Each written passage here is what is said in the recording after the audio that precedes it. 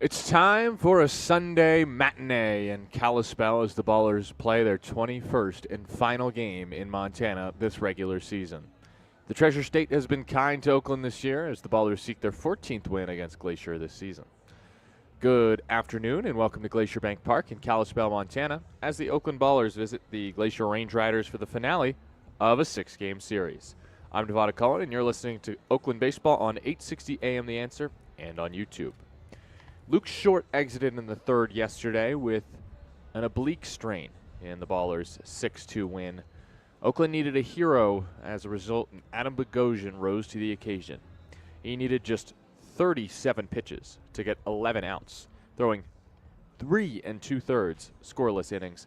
As for the offense, it finally got going in the fifth. Dylan Tatum had an RBI double, and then in the sixth inning, Davis Druick had an RBI two-bagger, and Danny Harris an RBI single. Tatum an RBI walk.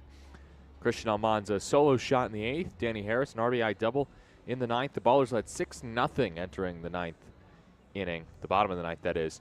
Glacier got 2 runs, but that was it for the Range Riders as the Ballers became the first to 40 wins in the Pioneer League this season, 3 weeks earlier than they got 40 wins last season, in which they made the playoffs in 2024. They are already a playoff team here in 2025. They are 40-13 and 3-2 in the second half. On this Sunday, July 20th, here is how Aaron Miles, in his second year as Ballers manager, lines up his Oakland team. Isai Santos is the right fielder leading off.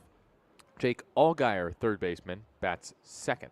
Davis Druick, center fielder, hits third. Danny Harris, second baseman, cleans up. Christian Almanza, first baseman, bats fifth. Cam Buford is the third baseman, hitting sixth. Lou Helmick, first baseman, bats seventh. Dylan Tatum is the catcher, batting eighth. And Nick Leahy is the shortstop, hitting ninth. Oakland will roll with Zach St. Pierre for the second time this series. He went 6 scoreless in a win on Tuesday against Glacier, a 3-1 victory for the Ballers that day.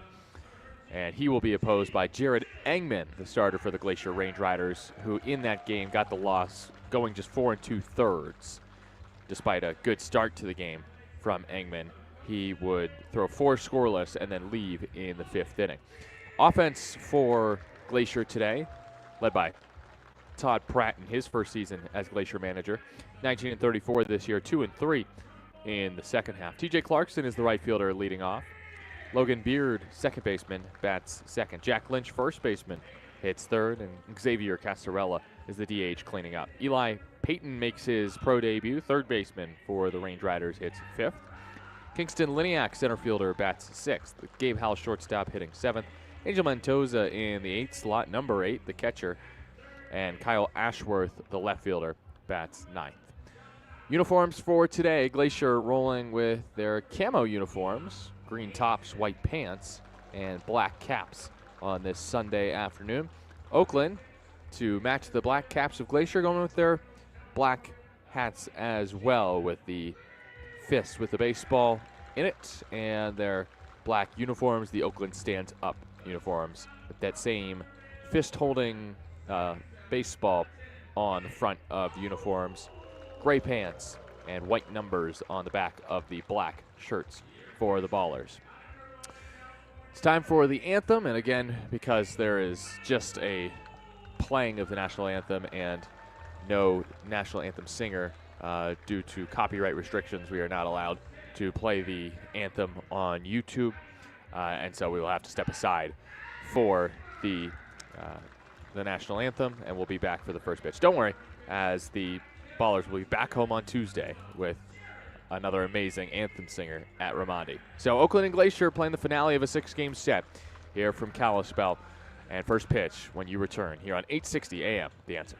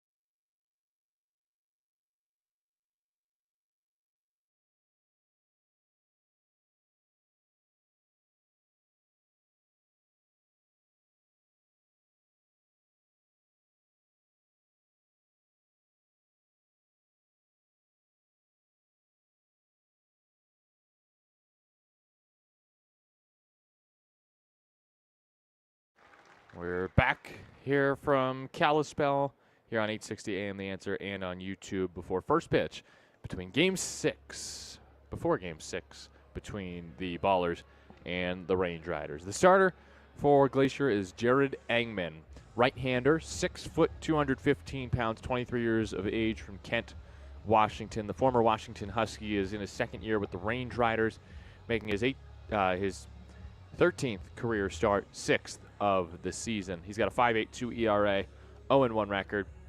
This is start number 6. 21 2/3 innings for Engman, 22 hits allowed, 9 walks, 16 strikeouts.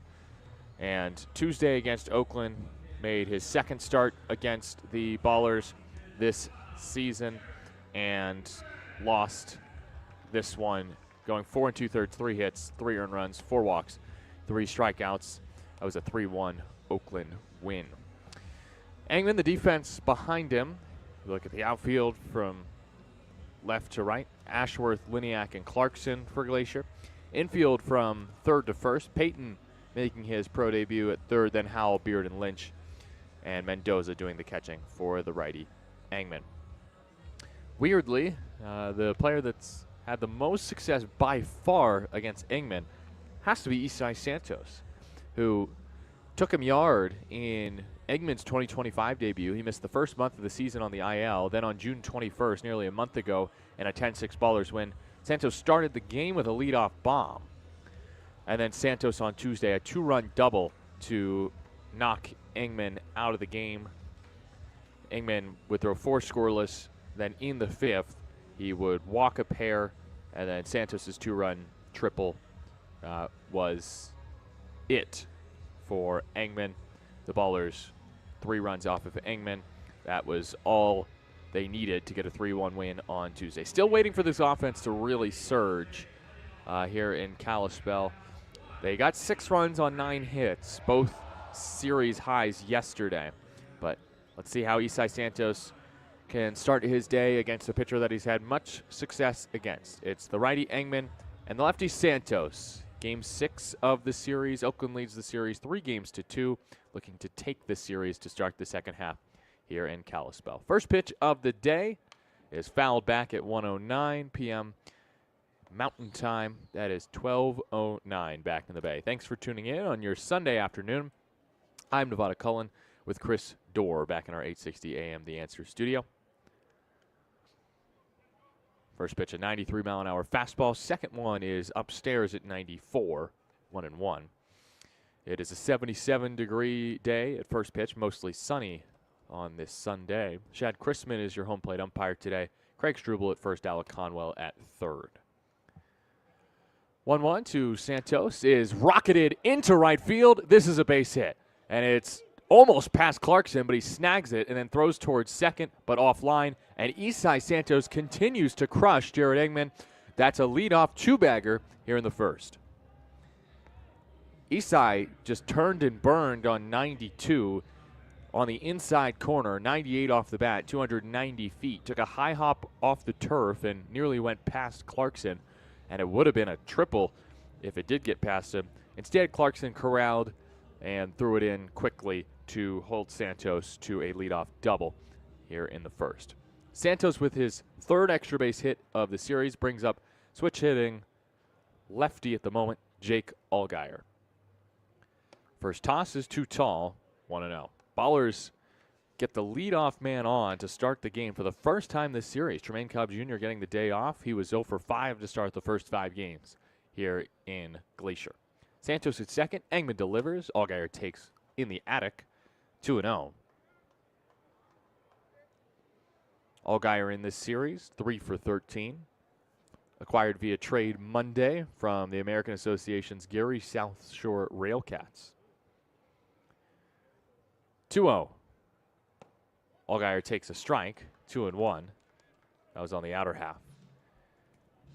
And the Railcats in the news lately in the indie ball world due to some changes, I believe managerially. Allgaier takes what's called a strike at the bottom of the zone, and that's a very early challenge by the Ballers. And it was a close pitch, but according to TrackMan, it was just low. So instead of 2-2, it's 3-1. Good challenge by Allgaier.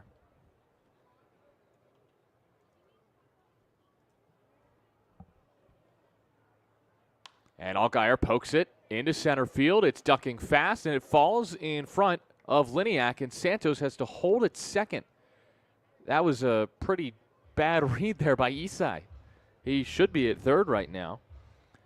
But because that ball was basically a pop-up into center field, he stays at second base. No harm, no foul if the Ballers end up scoring this inning, but really Davis Druick, who's coming up next, should have at least one runner in scoring position.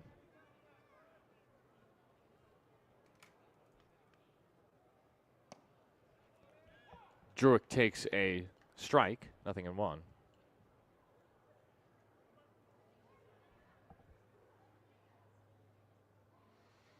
A 1 from Engman. And Druick pops it up. Foul ground, first base, Lynch towards the Ballers' dugout. Lynch has it, makes the squeeze. There's one out.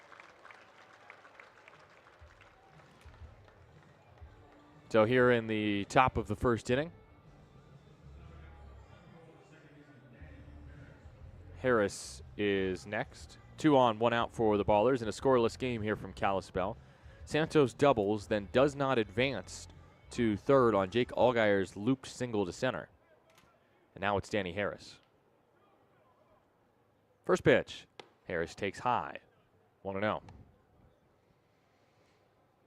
Harris yesterday, 2 for 5 with 2 run-scoring hits, including a double. Santos and Allgaier the runners. 1-0 pitch. Harris takes a called strike at the bottom of the zone. That's the same spot as the one that Allgaier challenged, and it was overturned to a ball. So guess what? That's another missed call. 1-1 on Harris. Swings and fouls it back, 1-2.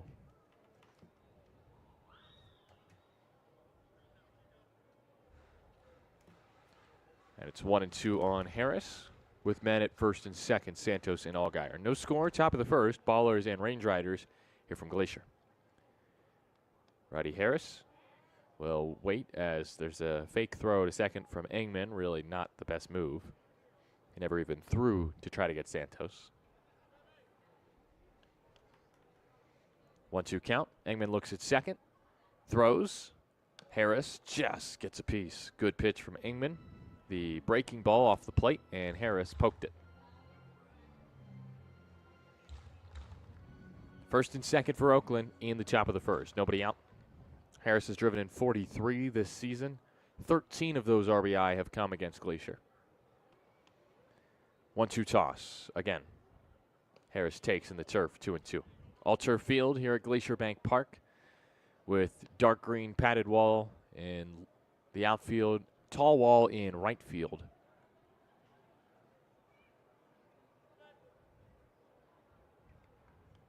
Two, Engman to Harris. Harris chops it slowly towards short. Flip to second for 1. Throw to first, not in time. Harris is safe on the fielder's choice. That was hit too slowly. Allgaier is out. Santos to third. That really should have brought home a run. But Santos had a poor read on Allgaier's floated single to center with nobody out in this inning. And so the Ballers have men at the corners, but 2 outs for Christian Almanza. 2 down, men at first and third. No score, top of the first here from Kalispell. After the leadoff double by Santos and then a single by Allgaier, Ballers in danger of not getting anything out of the inning. First to Christian Almanza, swung on and missed. Threw him a breaking ball low, and Almanza swung over top of it. He's had a great series, 6 for 19 with a double and 2 homers. A solo shot in yesterday's game deep to right center field at 429 feet. 0-1. Almanza just hits it slowly to first. Charging, dropped it, but came up with the ball anyways. Lynch tags the bag for out number 3. Ballers somehow do not score in the first, despite 2 hits to start the inning as they leave runners at the corners. Let's go to the bottom of the first, scoreless, here from Kalispell on 860 AM. The Answer.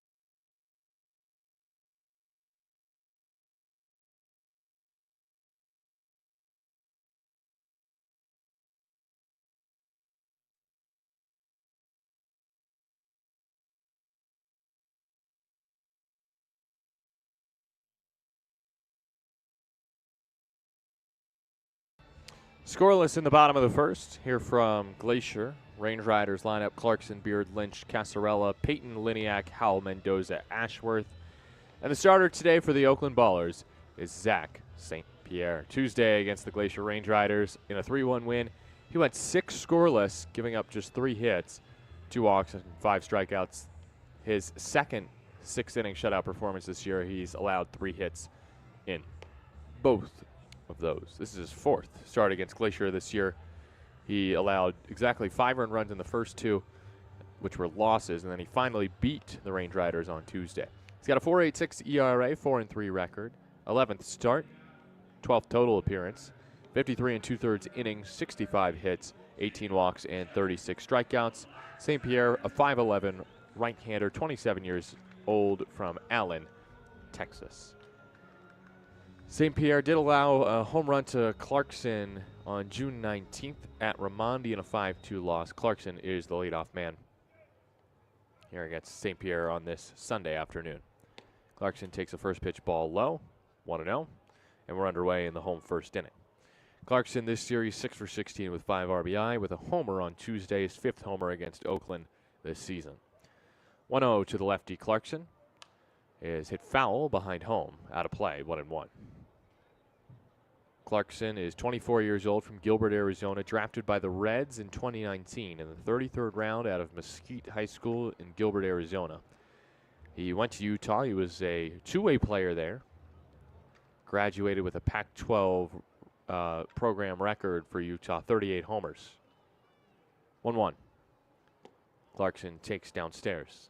2 balls and a strike. Clarkson only has 8 homers this season, which is tied for the team lead. But I say only because it feels like he should have a lot more, considering he has 5 against the Ballers. 2-1. Clarkson takes off the dish, 3-1. Yeah, you don't blame St. Pierre for pitching around Clarkson here to start the bottom of the first inning. Ballers could not score in the top of this frame. 3-1 toss. Clarkson takes a strikeout or half. Good pitch from St. Pierre. Threw him a changeup on the outer corner. Ballers had 2 hits to start the first inning and yet could not score in the top of the first. Payoff from the righty St. Pierre. He deals and gets a line drive past the glove of Harris at second and into right. And TJ Clarkson swings at what would have been ball 4 and hits it 105 miles an hour past the diving second baseman Danny Harris. A hit for TJ Clarkson, his 7th knock of the series. He has not been retired, picking up hits in his last 5 at bats. 3 for 3 back on Friday. Brings up Logan Beard. Nobody out. Bottom of the first, no score. Beard takes high and away, 1-0. Beard on a 3-game hit streak. Just 3 for 17 in the series. Does have 4 RBI. And the righty hits it. 1 hop to second. Harris, the shovel to Leahy for 1. Throw to first. Double play. That's exactly how I'd say the strategy for Oakland when it comes to facing TJ Clarkson is walk him, force him to hit a bad pitch for a single, and then hope to turn 2, and that's exactly what happens right there. A 4.63 twin killing. Ballers continue to turn double plays at a high rate. They are 2nd in the league in double plays turned with 48. There's the first pitch ball to Lynch, 1-0. Entering today, there were 3 teams tied for 2nd. Billings, Idaho Falls, and Oakland with 47 double plays turned. Next pitch to Lynch is a strike, 1-1. That looked like a ball at the top of the zone. That's another missed call from Shad Chrisman. I'm going to be counting today. Lynch flies it foul to left field, out of play, 1-2. And I'm going to be counting because Shad Chrisman the other day had a game that was on Thursday in which the teams challenged 10 times and 9 of those challenges were correct.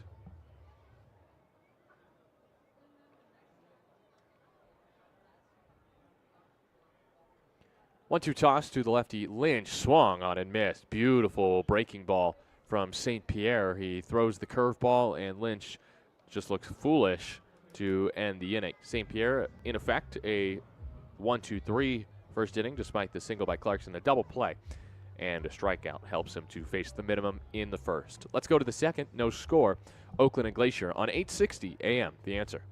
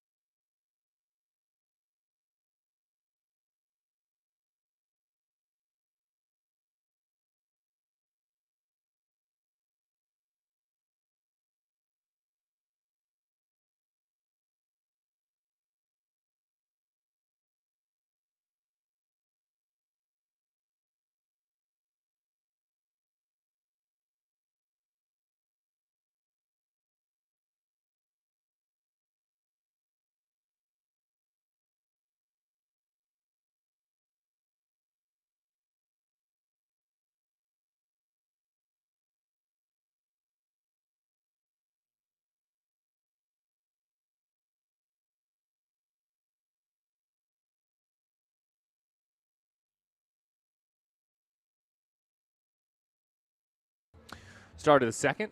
No score from Kalispell. Nevada Cullen with you. And Chris Dorr is back in our 860 AM The Answer studios. Thanks for tuning in on your Sunday afternoon. Some lunch maybe with the Ballers. I had a cold cut sandwich pregame. So no Nevada's culinary curiosities today because I made it for myself. There's no point in rating it. If I make it for myself, it better be good. I did put a little sweet and hot mustard on it, so I think that's what took it over the top. Cam Buford to lead off the top of the second inning. 6, 7, and 8 to bat for the Ballers in this frame against Jared Eggman. They got 2 hits in the first, but no runs, partially because of a base running mistake from Isai Santos. First, Cam Buford fouled back to the screen, 0-1. There was a flare by Allgaier hit to center field for a single in which Santos, who was on second after a leadoff double, did not advance to third. He was running back to second when the ball fell. Buford launches, center field, Liniak at the track, makes the catch and then slams into the wall. 105 miles an hour off the bat of Buford, 396 feet. And if that wind were gusting just a little harder out, that ball definitely goes. Buford did not miss, a hanging breaking ball right there, and just missed a homer. Again, just a fly out, 1 down in the top of the second. No score here from Kalispell. Buford leads off with a loud fly out. Lou Helmick next. Takes a strike, loops in outside. 0-1.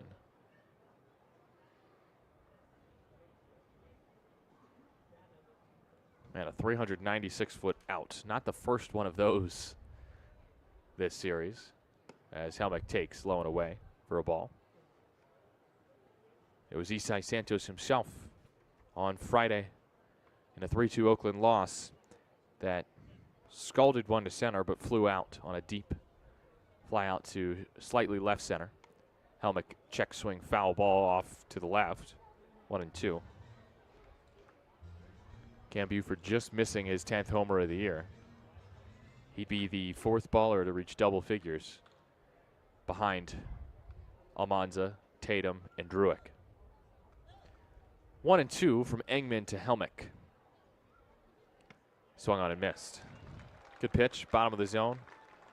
The breaking ball there from Engman. It's the first K of the game for the Glacier righty.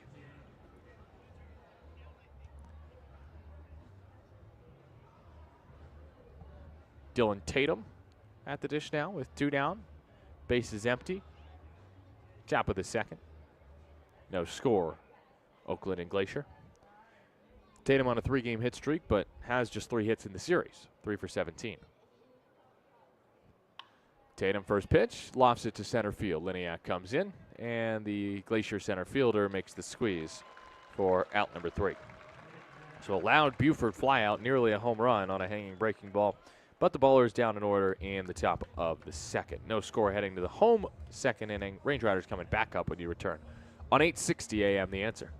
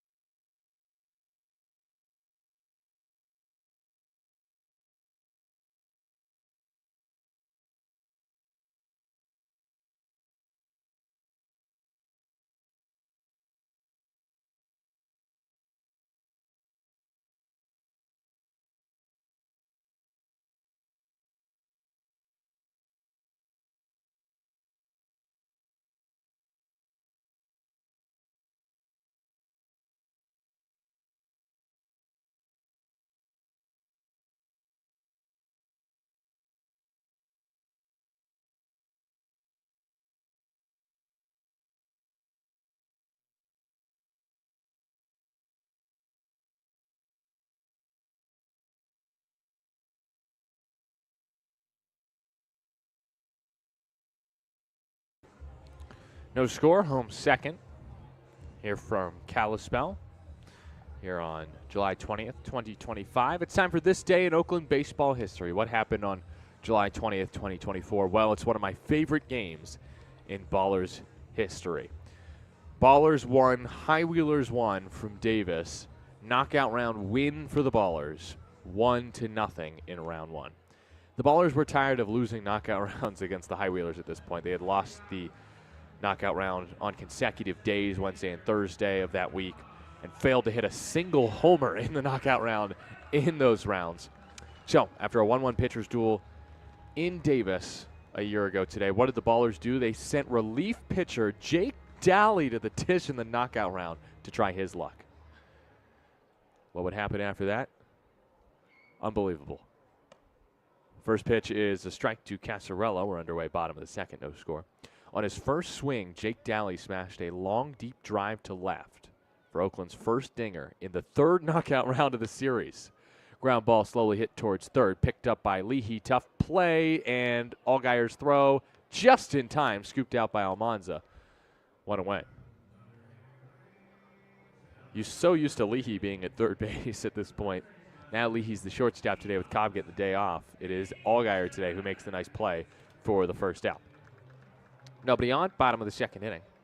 Here from Kalispell on July 20th, 2025. We're talking about the game a year ago today for the Ballers against the High Wheelers as Eli Payton takes a strike, 0-1. Making his pro debut, Payton, the lefty. But Jose Gonzalez was the one to compete against Jake Daly in that knockout round. Ground ball to second by Payton, scooped up on 3 hops by Harris, throw to first in time, 2 down. And Jose Gonzalez, who had won the previous 2 knockout rounds for the High Wheelers, could not clear the wall. Daly's teammates mobbed him. Dondre Hubbard doused him with a Gatorade cooler full of water. And it would, I love this little line I wrote in the article. It won't go down as Daly's 4th win of the year because he's a pitcher and they get wins. But it should. There's a strike on the outer half to Liniak, 0-1. Also that day, a year ago today, Zach St. Pierre shut down YOLO with just 3 hits allowed over a season-high 7 innings.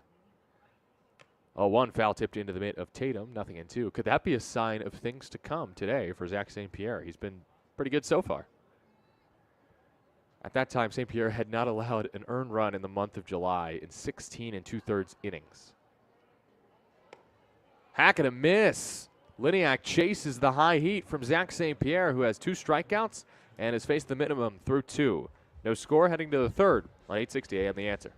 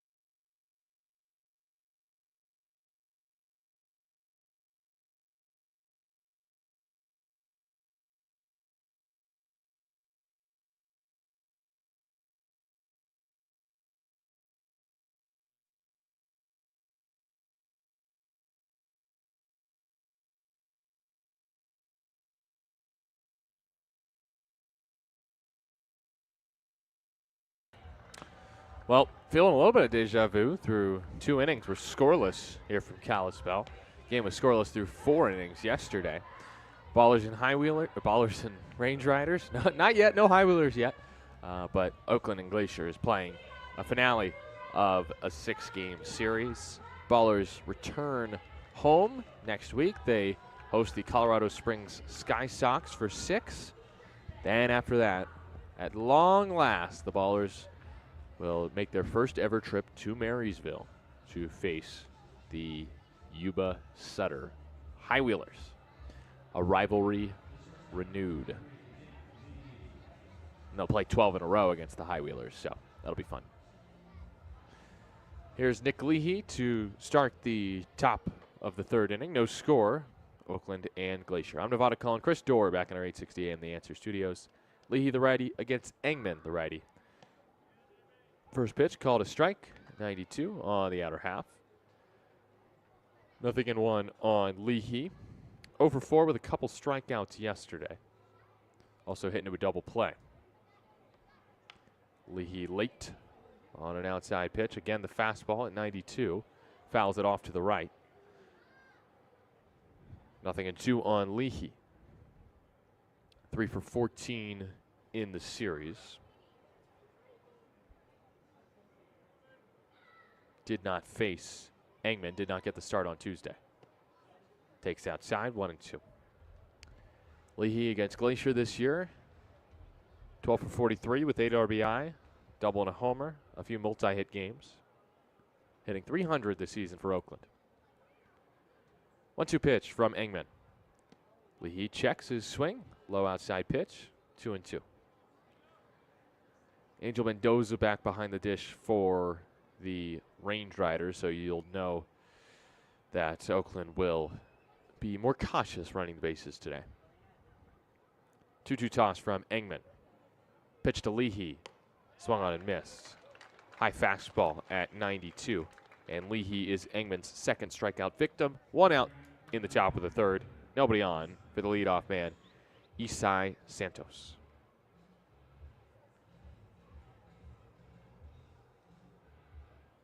Santos, first time up, doubled to right field.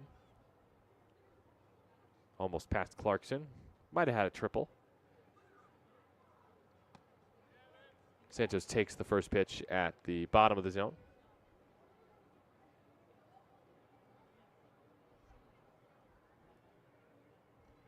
Nothing in 1. Engman from the stretch fires. Santos taps it foul. Went with the breaking ball there. 0-2. Santos has had so much success against Glacier. Hitting .318 against the Range Riders entering today with 6 RBI, 2 doubles, a triple, and a homer.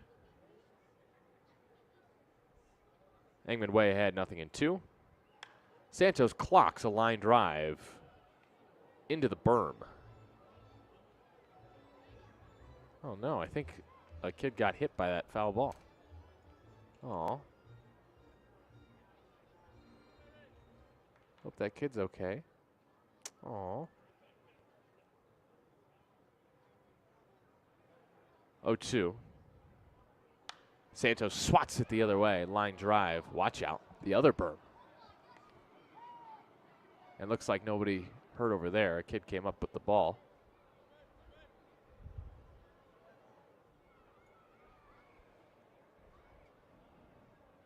Still 0-2 on Santos after 2 hard-hit foul balls. Can he straighten it out? Barely. He bounces it over the first base bag.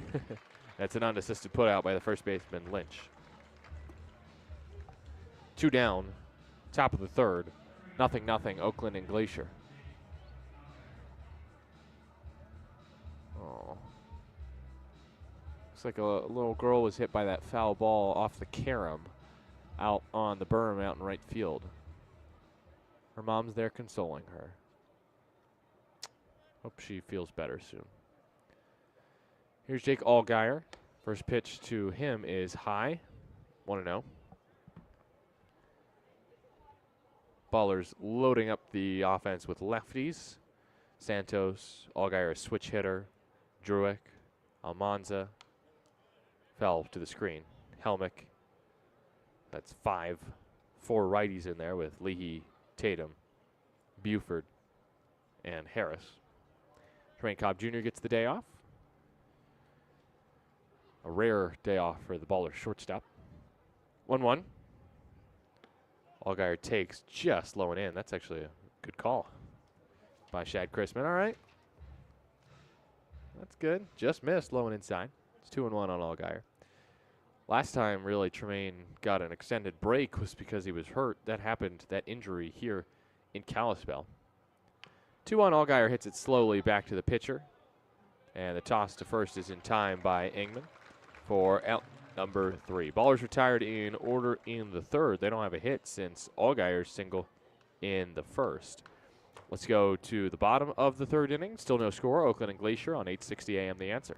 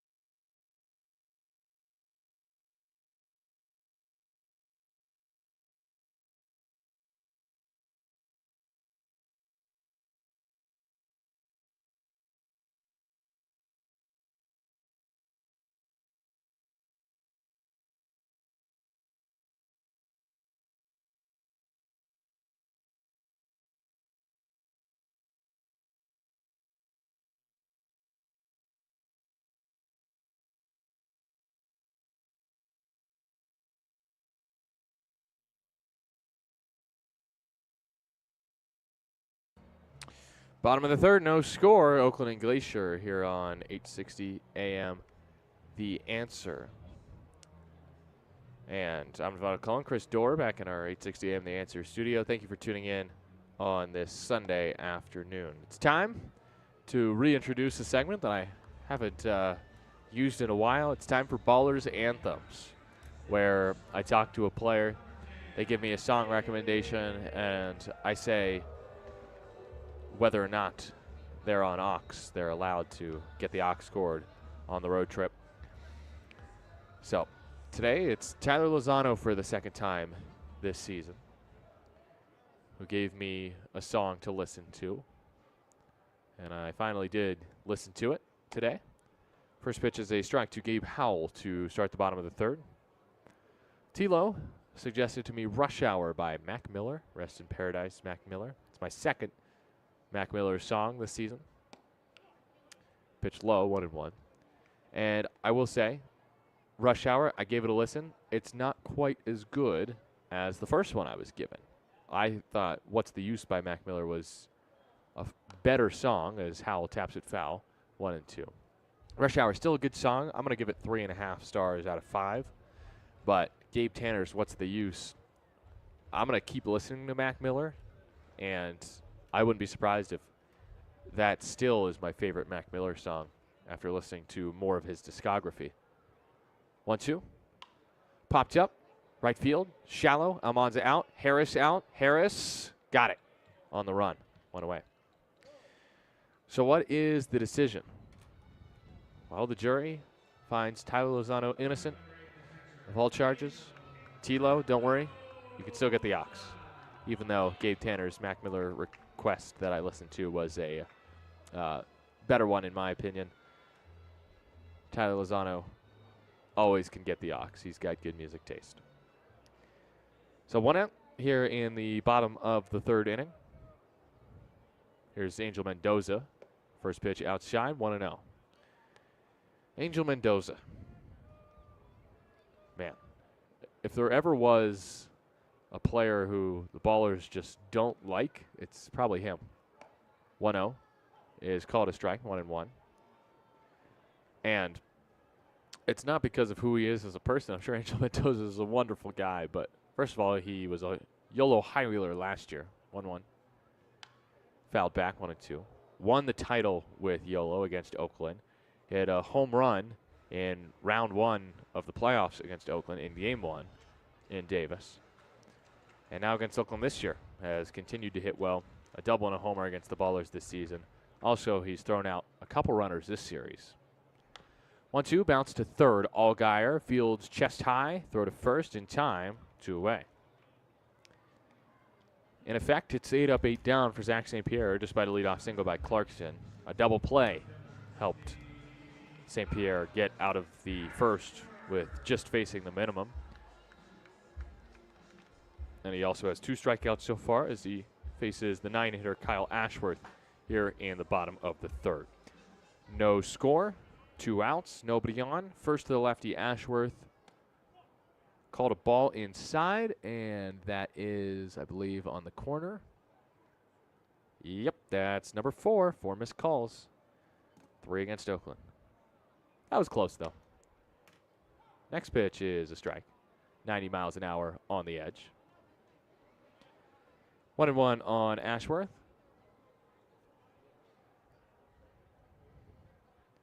1-1 pitch from St. Pierre. Called a strike. 90 miles an hour, bottom of the zone. 1-2. Ashworth on a 4-game hit streak. 32 games played, hitting .265, the 24-year-old from Santa Ana, California. 1-2 toss, skips in. St. Pierre in the first and the second ended each of those innings with a strikeout. 1 more strike, and he'd make it 3 in a row to start this game. On a sunny Sunday in Kalispell, his 2-2 toss is a called ball. That's a challenge by Dylan Tatum. That's 5 missed calls, 4 against Oakland, and it's overturned to a strike.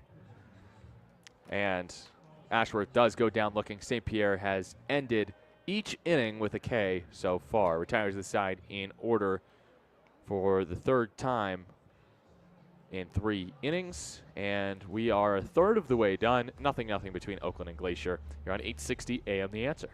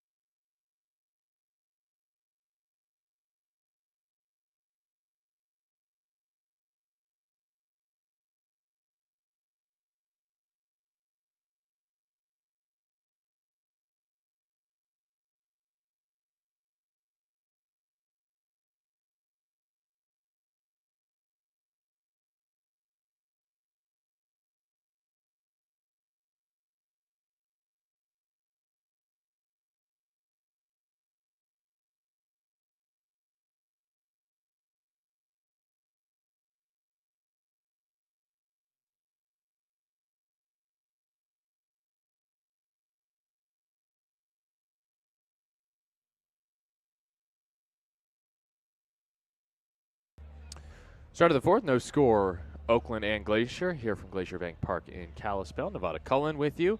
Chris Dorr in our 860 AM The Answer studios. And I do want to issue a correction.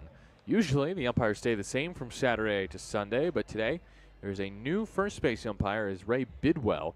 And so Craig Struble, not Chad Chrisman, is behind the dish. And so I do apologize to Chrisman. It's Struble who has missed 5 calls. Oh, man.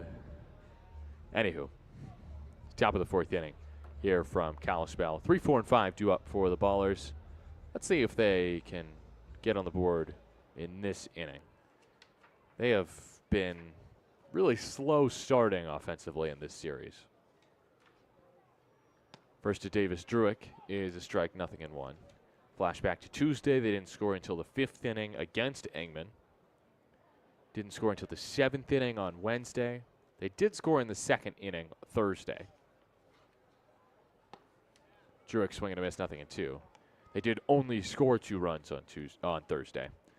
Friday, scoreless until the 7th again. And yesterday, did not score until the 5th. So it's been rare that they've scored in the early innings in this series. 0-2 from Engman. Druick swings late at 93 at the top of the zone. 3rd strikeout for Engman, 1 away in the top of the 4th. Nobody on for Daniel Harris, the 4th. just like I've been saying the last few days, it's just a collective slump for Oakland offensively. They're not hitting the ball well. Glacier is also pitching very well. I think both can be true. Glacier also does have one of the best pitching staffs, top 4 in the league in ERA. Second in strikeouts as Harris takes a strike on the inside corner. 0-1. Harris reached on a fielder's choice his first time up. Just avoided a double play. Harris takes low. 1-1. That is challenged by Engman. And you know what happens when a pitcher challenges. That means it is always still a ball. Engman, you can see upset with himself by his body language. I felt like he was saying to himself, gosh, darn it. Why'd you do that, Jared? 1-1. Harris takes off the plate. 2-1.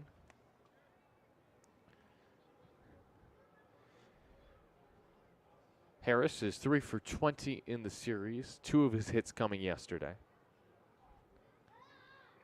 2-1 toss. Harris hits it into left field. It is fair. Harris tosses the bat aside and stops it first with a single. I don't think he thought that was going to be a fair ball. I think he should have had a double there. He'll take the knock, though. His 68th hit of the year. And Danny Harris is aboard with 1 away. That was a ball that he swung at. Breaking ball in. Engman goes front door on Harris. And Harris still somehow pulls the hands in. That's an impressive piece of hitting from Danny to bring up Christian Almanza with 1 away in the top of the 4th. Runner on first and 1 out. No score in the game as Almanza takes 91 low. 1-0. First time up, Almanza just bounced out to the first baseman, Lynch. That ended the top of the first inning and left runners on the corners. Team leader in RBI, Almanza. Takes way inside. 2-0. Guess actually it wasn't that far inside. TrackMan says it was pretty close to the zone. Looked a lot further in than it really was. Almanza 20 for 65 against Glacier this year. 15 RBI, 4 doubles, 4 home runs. A check to first. Harris is safe. Close play over there. Almanza in this series, 6 for 20 with a couple homers. Team leader in bombs with 16. That's tied for 6th in the Pioneer League. Almanza swings and hits it off the end of the bat to third. Throw to second for 1. Harris is out. Almanza is safe at first. Bang, bang play over there. And Harris looks like a little banged up over there at second base. Hopefully he's okay, but he's kind of motioning like he hurt his hand sliding into the bag. So it's a fielder's choice, and Almanza reaches. Harris is out 5-4. Next, Cam Buford, who just missed a homer last time up. Flew out 396 feet to center field. First pitch hack popped up, out of play, right side. Bounces into the third row behind the Oakland dugout. Funny, the fans have chosen not to sit in that first, second, or third row, really. Even maybe fourth behind the Oakland dugout. Instead, they're sitting in the shade. But it's so nice out. Why? Why would they sit in the shade? Buford takes a bottom of the zone strike. Challenged. That's another missed call. That's Oakland's third correct challenge already in this game.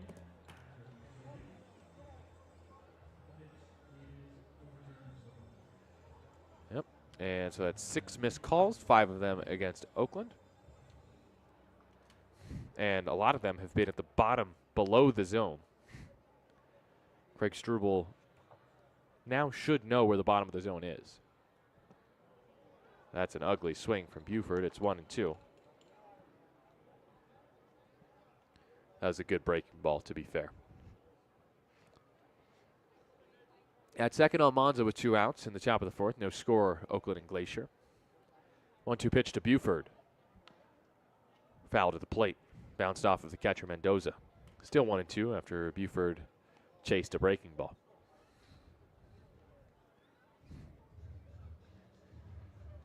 Couple homers this season for Buford against Glacier.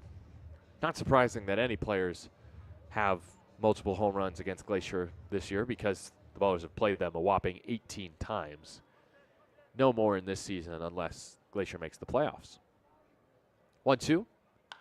Lined, passed short into left field. Hard hit ground ball by Cam Buford. 104 off the bat. He's hit 2 balls very hard today, and this one goes a lot shorter than the first one, but this one is a hit. A 2-strike single on a breaking ball. That's a good sign for Cam Buford. He's not just bashing fastballs now. He is hitting breaking balls hard. Single at 104 off the bat. Past the shortstop into the 5-6 hole.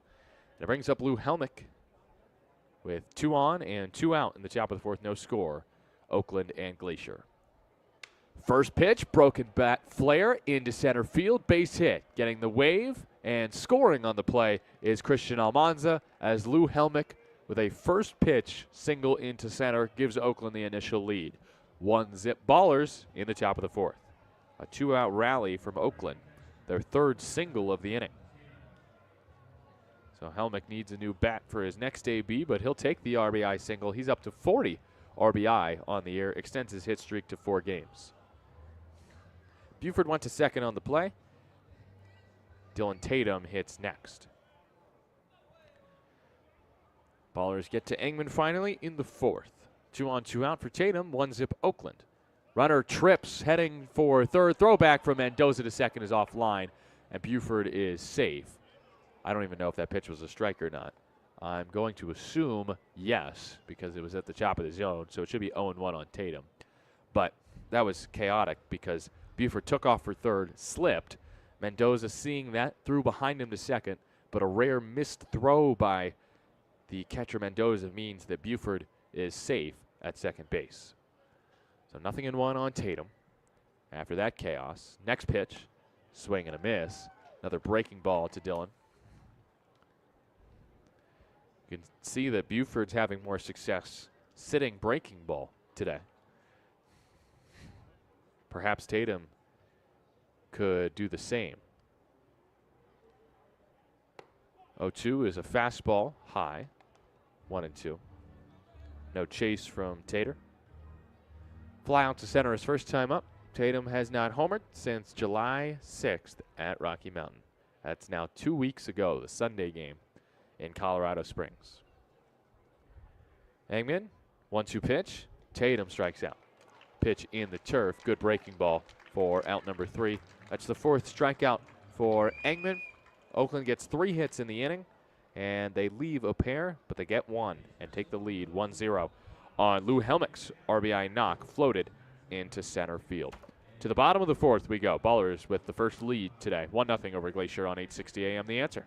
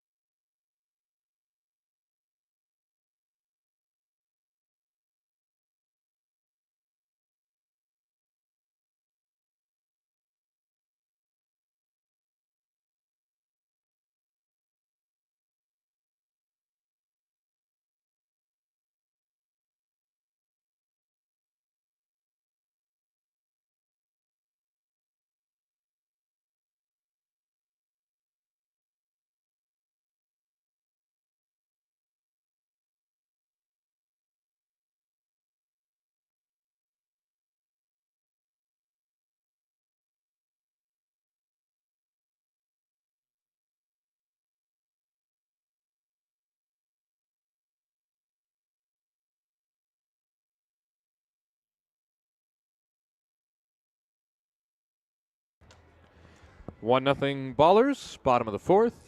Lou Helmick puts the Ballers ahead for the first time today with an RBI 2-out single in the top of this inning.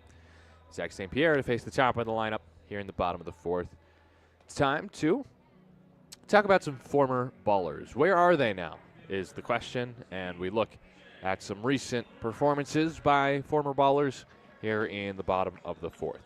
Starting in the Atlantic League, the Lexington Legends facing the Southern Maryland Blue Crabs. And Brett Barrera had a big game yesterday.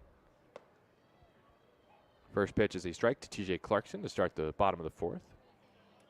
Barrera with his fourth homer of the season in a loss for Southern Maryland. I believe it was a 2-run shot as Clarkson hits it back to the screen, 0-2. So that's one, and there's two more ballers I want to talk about on Where Are They Now today, both in the minor leagues. That's right, we're talking about Tyler Davis and Danny Kerwin. 0-2, too tall, 1-2. Kerwin, who never played for the Ballers but was at one point a baller, at least on the books, pitched yesterday at the Bowling Green Hot Rods. 1-2, check swing, did he offer? No. Low pitch. 2-2. Kerwin yesterday, 3 1/3 scoreless with just one hit allowed. An Adam Bogosian-like performance in relief. 2-2 from St. Pierre. Swung on a missed strike 3. Breaking ball gets Clarkson swinging. 4th K for St. P. Brings up Logan Beard. 1 out. Bases empty. Bottom of the fourth. 1-0. Oakland leads Glacier. And then I mentioned Tyler Davis, who did play for the Oakland Ballers as a two-way player. And he's been pitching well for the Birmingham Barons this year. How well? Well, here's his latest outing. Fouled back, 0-1 on Beard. It was yesterday at home against the Knoxville Smokies. And he went an inning, 1 hit, no runs allowed by Tyler Davis, who earned his 6th hold of the season in a 4-2 win. Logan Beard, the righty, cranks one deep to left center field. Druick running out of room. It one hops off the wall. He barehands it off the wall, gets it in quickly to the cutoff man Leahy, and it's a 1-out double for Logan Beard, who just missed a homer. That was a hanger from St. Pierre. 381 feet to left center field. 102 off the bat. Beard with a double, his 8th of the year, extends his hit streak to 4 games, and brings up Jack Lynch with 1 out and a runner on second for Glacier in the bottom of the fourth.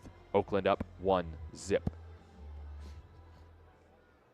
Jack Lynch a strikeout, his first time facing the righty St. Pierre. First pitch here is hit sharply towards second. Backhand, Harris throws on the run. Almanza can't scoop it, and then he does scoop it, but it's not in time.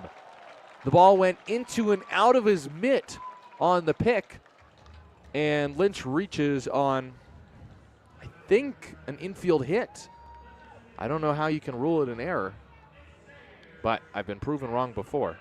Yeah, it is a single. I think that's the right call. Hard hit ball to Harris.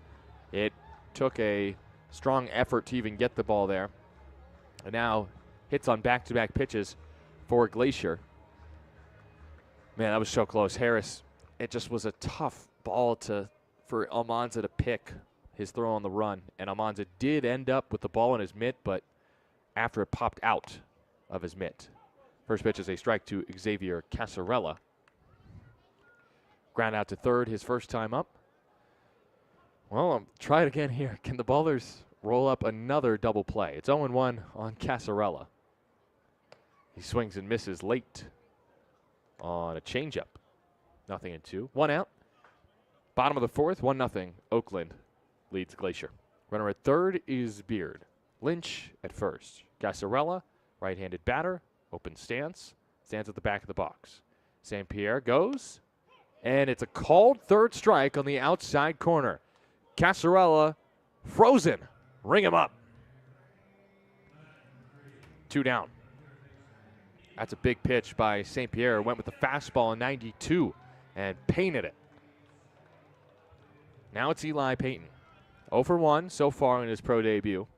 6'3", 23-year-old left-handed hitter, third baseman today. Swings at the first pitch and misses, 0-1. Peyton played his last 3 years of college ball at GCU. Hit .274 this year and drove in 39, trying to drive in his first run. Here, takes low for a ball, 1-1. Peyton is a California native. Specifically, he's from La Cañada. 1-1. Is a line drive into left field for a base hit. This game is tied. Helmick's throw towards third. Lynch goes to second. Beard scores on the RBI knock by Eli Peyton, his first professional hit.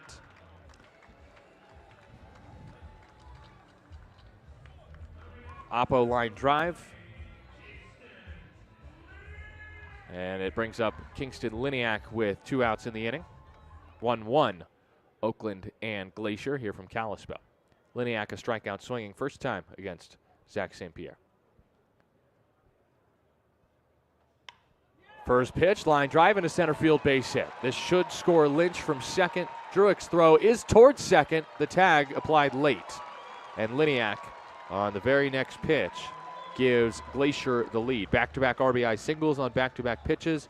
2-1 Range Riders here in the fourth. Not really well hit. 74 off the bat, but just placed in the right spot past the shortstop Leahy and then into center. Lynch scores on the play. Liniak with his 37th RBI of the year. That is second on the team. Now it's Gabe Howell with 2 on and 2 out in the bottom of the fourth. Righty-righty battle. St. Pierre looks towards second, comes home, and Howell takes a strike. 0-1. You can't fault St. Pierre for either of those RBI hits, really, because you look at the pitch location, very bottom of the zone and very top of the zone.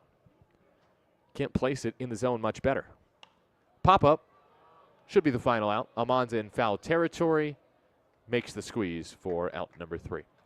Glacier gets the lead as St. Pierre gives up 4 hits in the inning and 2 runs. It's 2 left for Glacier in the inning, but a 2-1 Range Rider lead heading to the 5th on 8:60 a.m. The answer.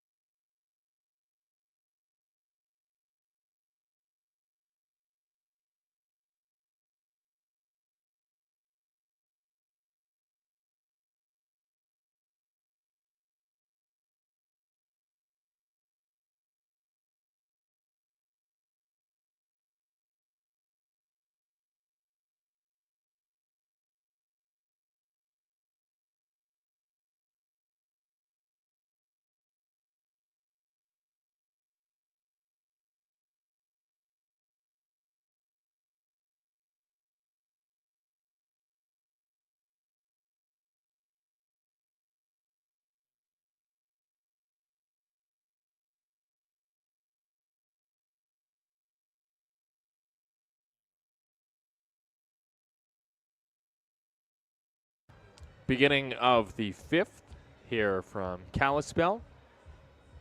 2-1 Range Riders over the Ballers. Game scoreless through 3. And then Oakland gets a run in the top of the 4th inning. Glacier gets 2 in the bottom of the 4th. 9-1-2 due up against Jared Engman for the Range Riders. The pitcher has given up 5 hits and 1 run. He is almost 2 times complete through the lineup. No action in the Glacier pen. Engman has been limited for a bit of this season because of his injury. Came off the IL to face Oakland on June 21st. Only went 3 innings in his first start of the year, but he's worked his way up. His season high was 6. That was 2 starts ago against Billings in a 3-2 win on July 9th. Pitching for the second time this week. Faces Nick Leahy, who he struck out. And Leahy bounces it 2 hops to second base. Beard throws to first for out number 1. Quick out for Engman here to start the top of the 5th. Nobody on and 1 out A 2-1 Glacier lead over Oakland. Isai Santos is next. He is 1 for 2 today with a double off of Engman. Has a triple, a double off of Engman, and a homer this season. So all three kinds of extra base hits. First pitch high at 92. 1-0 on Santos. He has 3 extra base hits in this series, 2 of them, of course, against Engman. Santos swats it on the ground to third. Throw to first by Payton in plenty of time. 2 away. Pitch looked like it was almost on the ground. 92-mile-an-hour fastball. So Santos could only usher it to the third baseman, Payton. Jake Allgaier next. He is 1 for 2 today. Nobody on with 2 outs in the top of the 5th. Glacier leads Oakland 2-1. Left-handed hitting switch hitter. Allgaier takes a called strike, bottom of the zone. 0-1. 4 challenges today. Oakland has all 3 of theirs correct. Glacier, their 1 challenge was incorrect. 0-1 from the righty Engman. From the stretch, he fires, and Allgaier takes a strike, outer half. He doesn't love the call. It is correct. It's 0-2.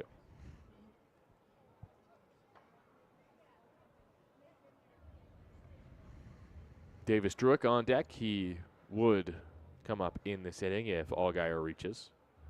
But Engman's way ahead, 0-2. He's already worked 2 1-2-3 innings today, the righty Engman.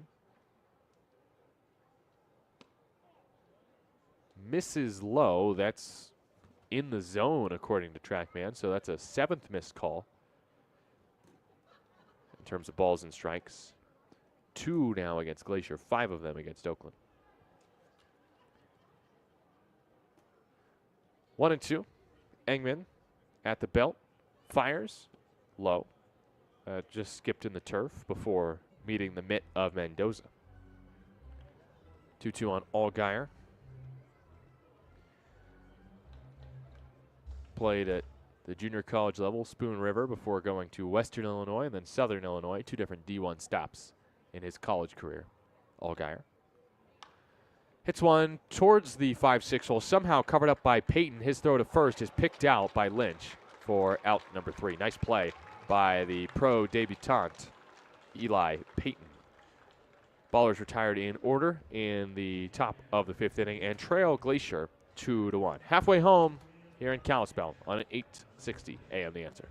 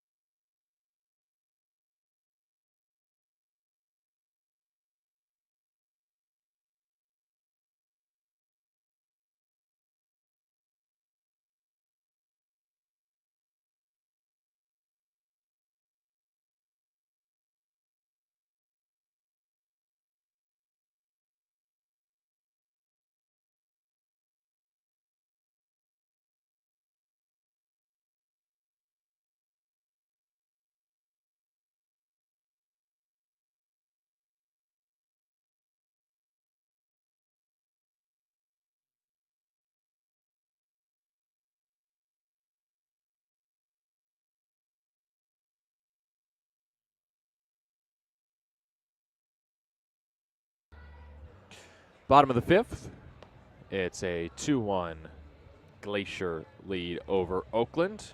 8-9-1 due up against Zach St. Pierre, who had thrown 9 scoreless innings in this series before finally giving up a couple runs in the 4th. Still, he's been good today, and he's been efficient. 49 pitches through 4 innings. St. Pierre hoping to pitch at least 5 or 6 complete innings today. St. Pierre with a 6th-inning performance on Tuesday in which he did not allow a run against the Range Riders. Angel Mendoza begins the inning against the righty St. Pierre. Righty Mendoza swings and misses at the off-speed pitch. Breaking ball on the low outside corner. 0-1 on the Glacier catcher, who is on a 10-game hit streak, Mendoza. 37 games, hitting .270. Mendoza takes 91, just high. 1-1.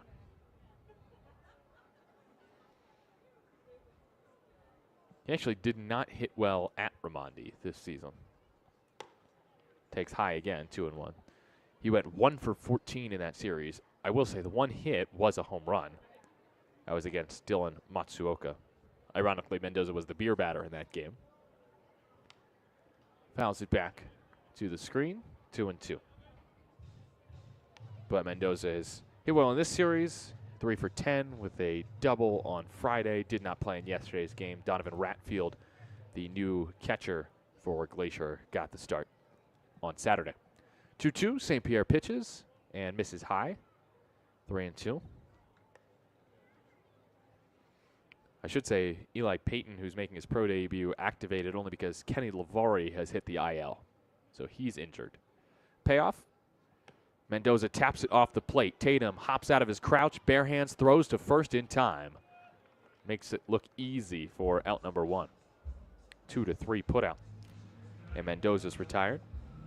Good at bat from Angel Mendoza, but he did swing at ball 4 there. The changeup buried by St. Pierre. 1 out, base is empty for Glacier, up 2-1 in the bottom of the 5th. Here's Kyle Ashworth, a left-handed hitter. And he struck out looking on a challenged pitch. That was in the 3rd inning. Not wasting any time swinging this time. And he fouls it off to the left, out of play. 0-1. That's toward the Glacier Range Riders training facility out in left field and their clubhouse. 0-1. Pitch low, 1-1.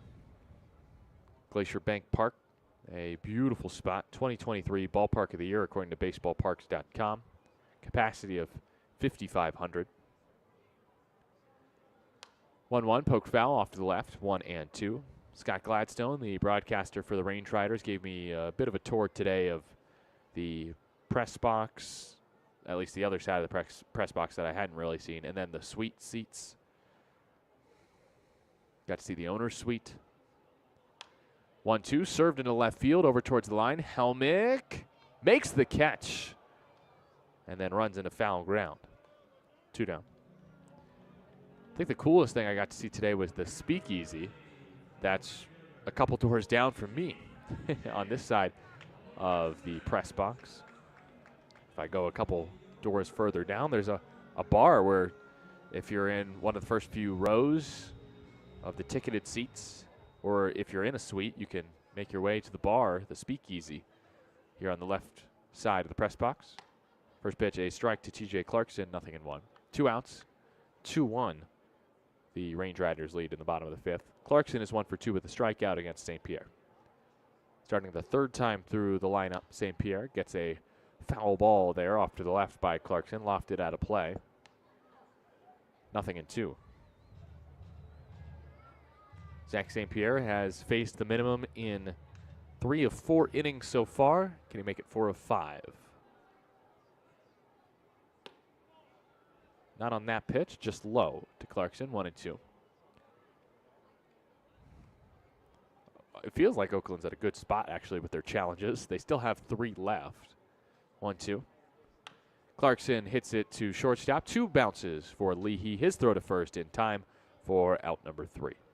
Glacier retired in order for the 4th time in 5 innings today, but the Range Riders lead the Ballers 2-1. Let's head to the 6th inning.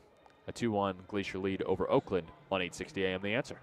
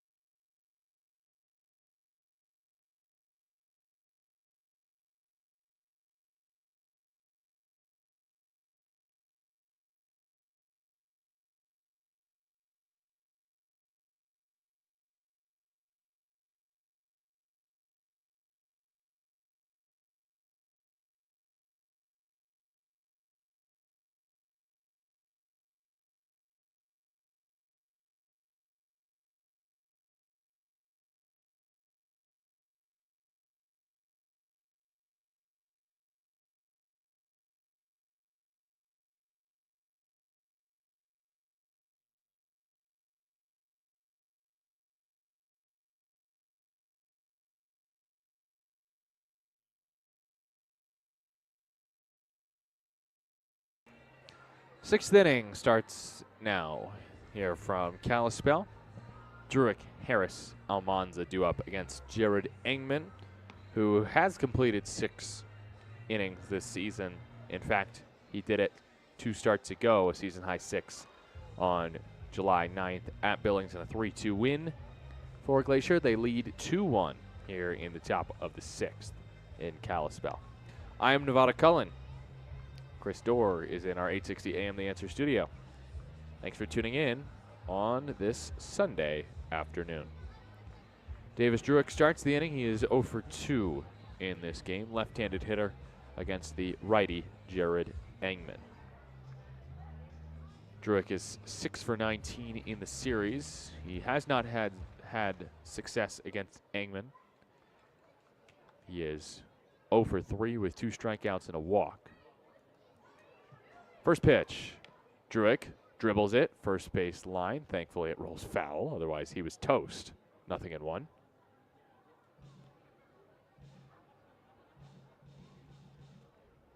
Druick 6 for 21 in the series with 2 multi-hit games, Friday and Saturday. Doubled twice yesterday.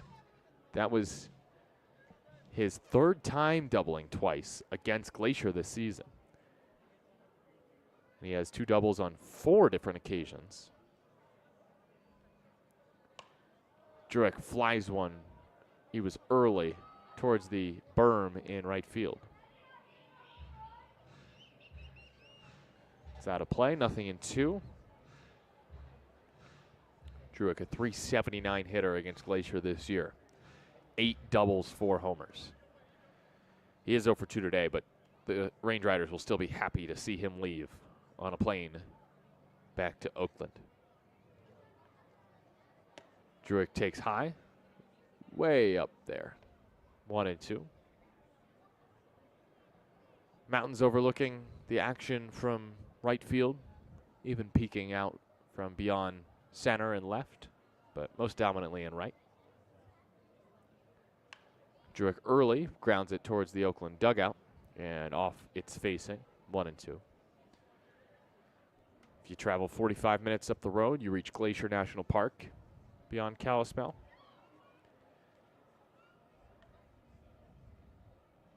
One-two. Engman delivers. Druick takes. Ball 2. That's off the plate outside. Good hold from Druick there. Team leader in walks with 34. Doubles with 15. 2-2 toss. Druick takes again. It's ball 3. Below the zone. No action in either bullpen here in the 6th inning. Engman's pitch count is reasonable. Over 70. Druick is early and hits it again off the face of the Ballers dugout. This is a more lengthy at bat. I believe this next one will be pitch 8. After that foul ball on 3-2. Engman set at the belt. First base side of the rubber, looks off in the distance. Now focuses on home. And Druick pokes it past second for a base hit. Line drive on 3-2. Took an outside pitch, changeup off the plate, and still lined it past second. And Druick has yet another hit, his 26th of the year against the Glacier Range Riders. That was an 8-pitch at bat. Yeah, just had to think for a second. Leadoff knock for Davis Druick here in the 6th. He wins the battle and he brings up Danny Harris. First pitch, Harris swings late. High fastball at 92. In this game, Harris is 1 for 2. .318 hitter, Danny Harris, 25 years old, from Stone Mountain, Georgia, outside of Atlanta.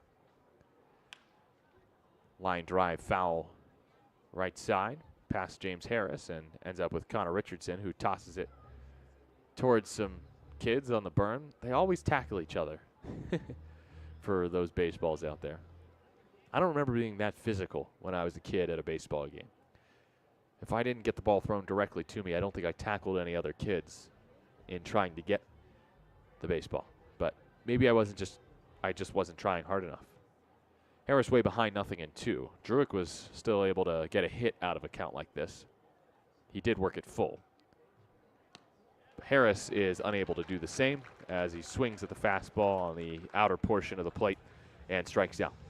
Fifth K for Engman. One down. Druick still at first base. Engman with a season high 5 strikeouts today.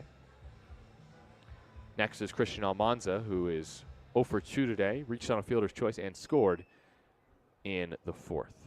Top of the 6th, 2-1 Glacier leads Oakland. Druick at first. Almanza, the lefty, against Engman, the righty. First toss. Almanza takes. It's called a ball off the plate, 92. Fastball, and Almanza does not chase. 1-0.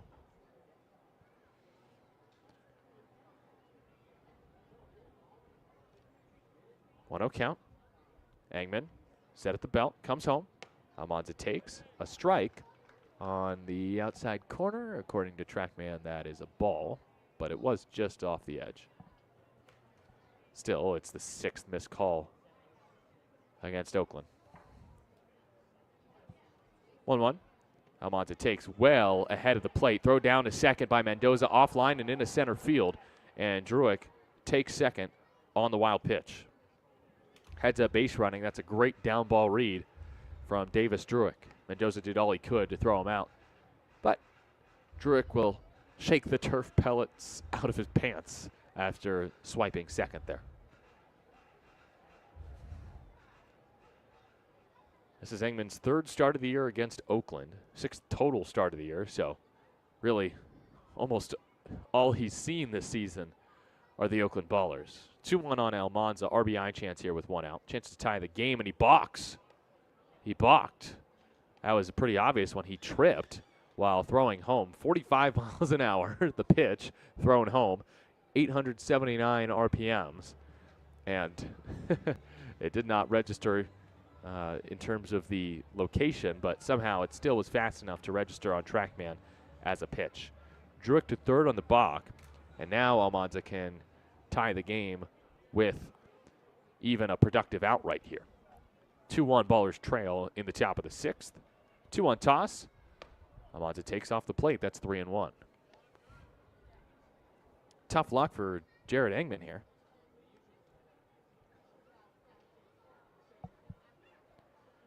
Hitters count here for Almanza.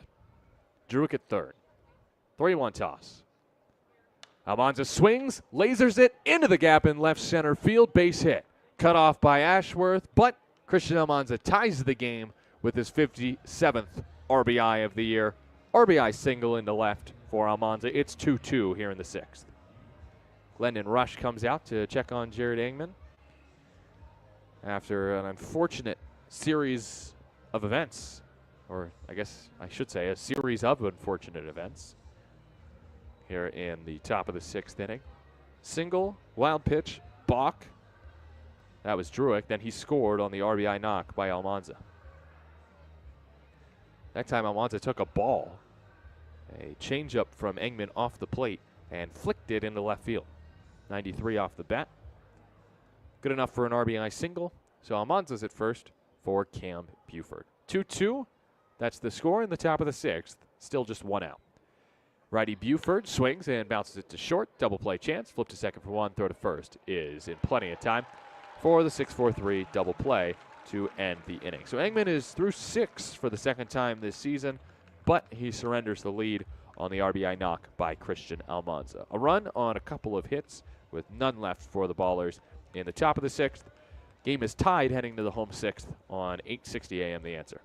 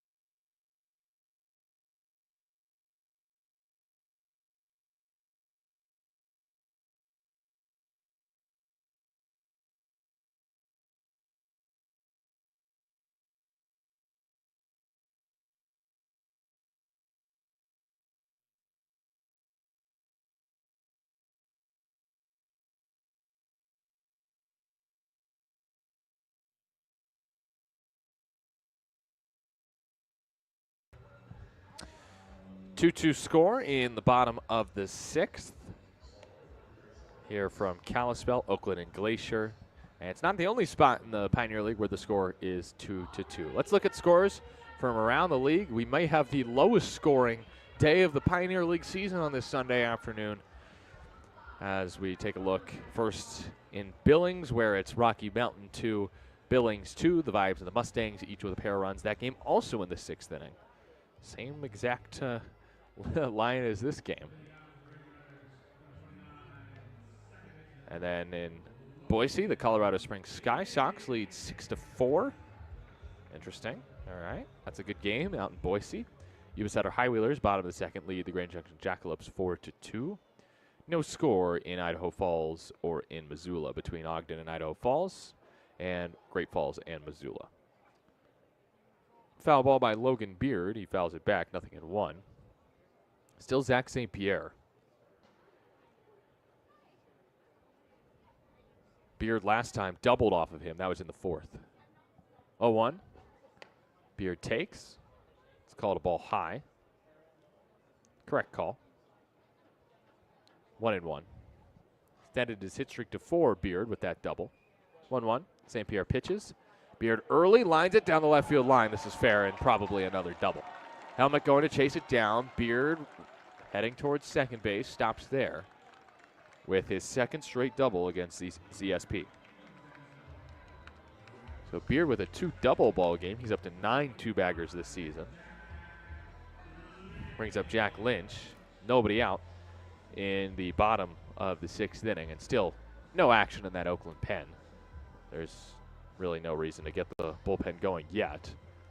St. Pierre just threw him a changeup down the middle, and Beard hit it 103 off the bat for a 2-bagger. So Lynch, the lefty, next. Singled his last time up with Beard at second. And the lefty takes low this time. 90-mile-an-hour fastball, 1-0. Ballers and Range Riders tied up 2-2 in the bottom of the 6th. Nobody out. Beard at second. Lynch is 1 for 2 today with a strikeout, a single, and a run scored. St. Pierre's next is low, 2-0. The pitch count for St. Pierre, 68.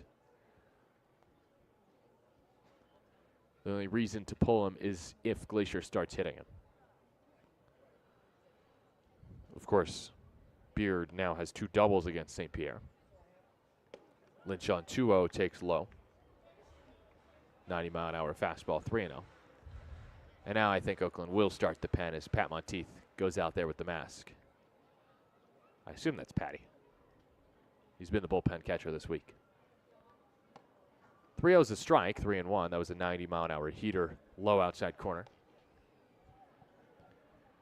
Hitters count here, though, for Lynch, who is 5 for 13 in the series with 3 doubles. 3-1. Lynch takes near the top of the zone. It was high and away for ball 4. This probably will yield Jim Diedrich as Gabe Tanner gets going in the pen for the Ballers, and he's getting hot quick. So Jim Diedrich out after back-to-back Range Riders reach to start this bottom of the 6th inning. St. Pierre will reach for the rosin.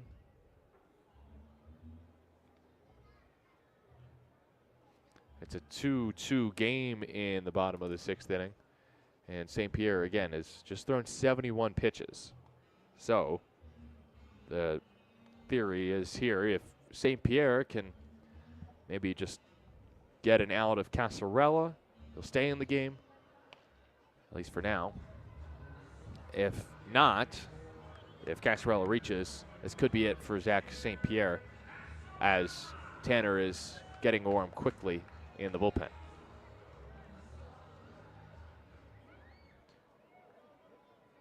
If that is Monteith, he's putting on shin guards now. Actually, that's not Patty warming up in the bullpen, warming up the pitcher in the pen. Who is that? First pitch was a foul ball. That might be Tilo. Good to see Tilo warming up pitchers in the pen. He's getting closer to healthy. Casarella takes a strike, 0-2. Those two pitches are a little too close to down the middle, though, for St. Pierre's liking. But now he can mess around a little bit. Runners at first and second, nobody out. Bottom of the sixth, 2-2 game. Casarella takes in the turf. Good pitch, no chase, and great block from Dylan Tatum. Keeps the runners at first and second. Tatum, a solid defensive catcher with a great block there to keep the runners at bay. Casarella in this game 0 for 2 with a strikeout looking last time he faced St. Pierre.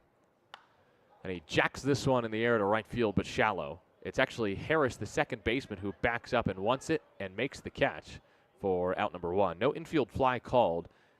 I think that was a little too difficult of a play for Harris to even think about dropping it and starting a double play. It's a pop out to second base, and it's a big first out for ZSP in this inning. Gabe Tanner still getting hot in the pen for the Ballers. Next up is Eli Payton, who had an RBI single against Zach St. Pierre in the fourth for his first pro hit. That tied the game. Liniak then gave Glacier the lead. First pitch hack from Payton this time. He swings early at the breaking ball. 77 out of the hand of St. Pierre at the bottom of the zone. Perfect pitch, 0-1. Beard at second, Lynch at first. 1 out, home 6th inning. Ballers 2, Range Riders 2. Pitch, swung on, missed, blocked by Tatum. 0-2. That one even might have been fouled off by Payton. Mentioned he's from La Cañada, California. Not La Canada. That's just north of LA. He played at UCLA briefly and then GCU for 3 years. 0-2 in the turf. Little bit of a bad pitch there by St. Pierre. That was never one that Payton was going to swing at. But you'd rather miss in the turf with a breaking ball than miss over the plate. It is a little more sketchy to miss in front of the plate with runners on first and second because that asks a lot of your catcher. But Tatum made another great block there. And it's 1-2. St. Pierre goes quickly and misses way upstairs at 90. That was another uncompetitive pitch. Let's see if St. Pierre can execute here. Lefty, Payton. Righty, St. Pierre. Looks back at second base where Beard stands, comes home and gets a ground ball off of the front of the Oakland dugout.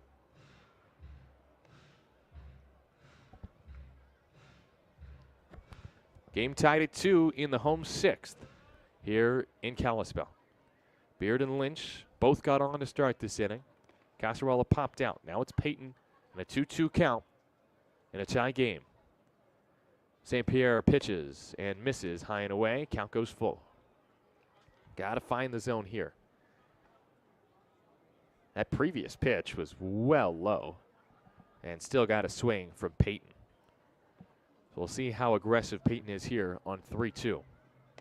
He's not patient. He is patient. He watches ball 4 outside. It's the second walk of the inning from St. Pierre. And next up is Kingston Liniak, second on the team with his 37 RBI. Last time up, had an RBI single against St. Pierre. Tatum adjusting his catcher's gear, maybe even just to give Zach St. Pierre a second to breathe.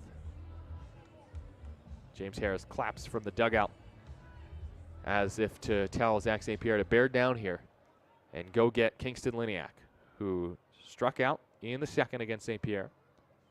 Swing and a miss to start this AB, 91 above the zone, 0-1. Last time up, though, RBI knock from Liniak to put Glacier ahead. He's hoping to put the Range Riders ahead for the second time today. Liniak takes strike 2, bottom of the zone, 0-2. Bases loaded, 1 out for Glacier. 2-2 the score in the bottom of the 6th. Liniak, right-handed hitter, wielding a bat with a red barrel. St. Pierre on 0-2.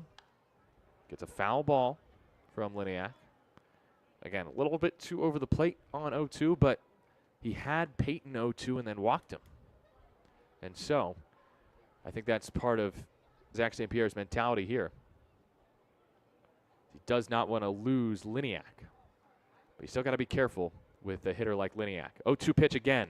Bounces in. That was the fastball. That is not a good pitch.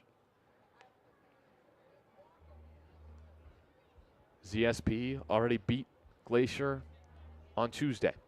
He's hoping to keep this game tied so that Oakland can take the lead and give him his second win against the Range Riders this season.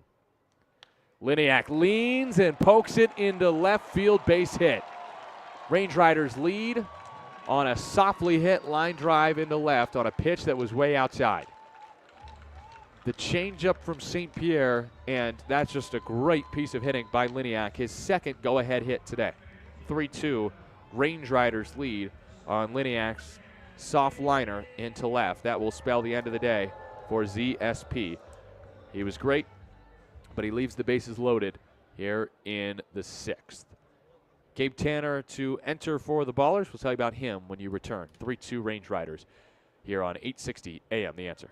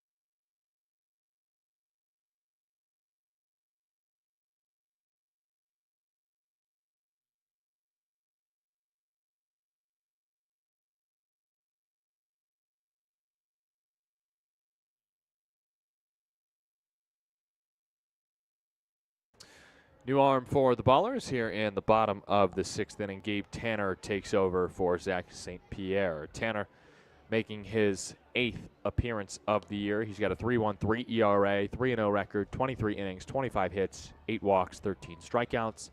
Tanner Thursday against the Range Riders, a career high 4 Ks in 2 1/3, gave up 2 hits, a run. It was unearned.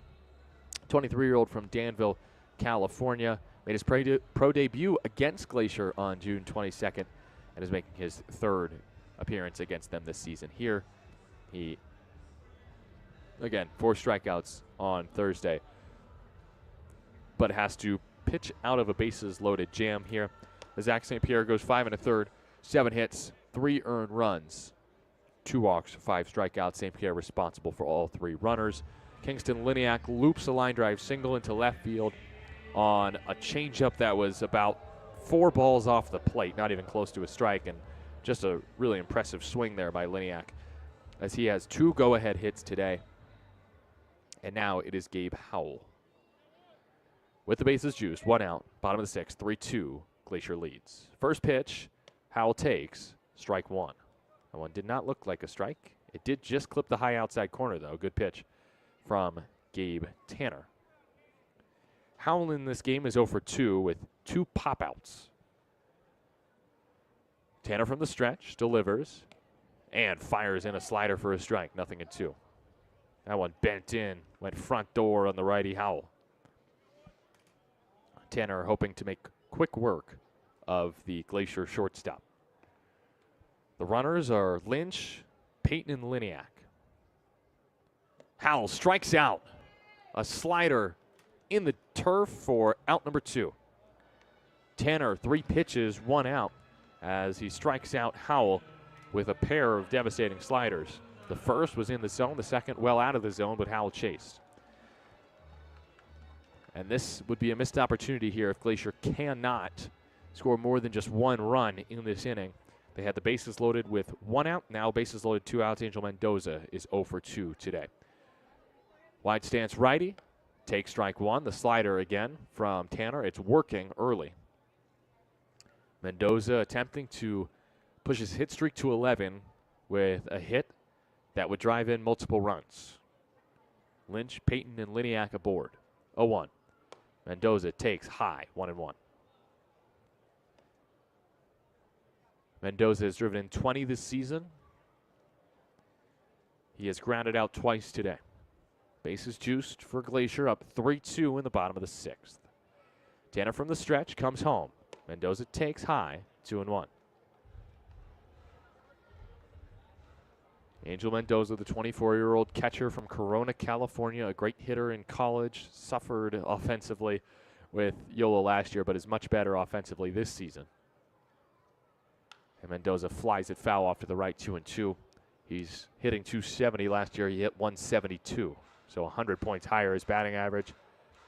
He only drove in 21 last year. He's already played at 20 this year. Tanner with his red mitt reaches in there, comes home. Mendoza fouls off the 2-2. Gabe Tanner out of Cal State East Bay. 3 years there, had a 3.06 ERA in 2025 as a starter. Has been Oakland's bulk reliever / part-time starter this season. Trying to get out of a bases-loaded one-out jam here in the 6th. His 2-2 to Mendoza. Swung on and missed, strike 3. Back-to-back Ks on the slider from Gabe Tanner as he leaves him loaded in the 6th. Glacier takes the lead on the RBI knock by Kingston Liniak. It's 3-2 Range Riders heading to the 7th on 860 AM The Answer.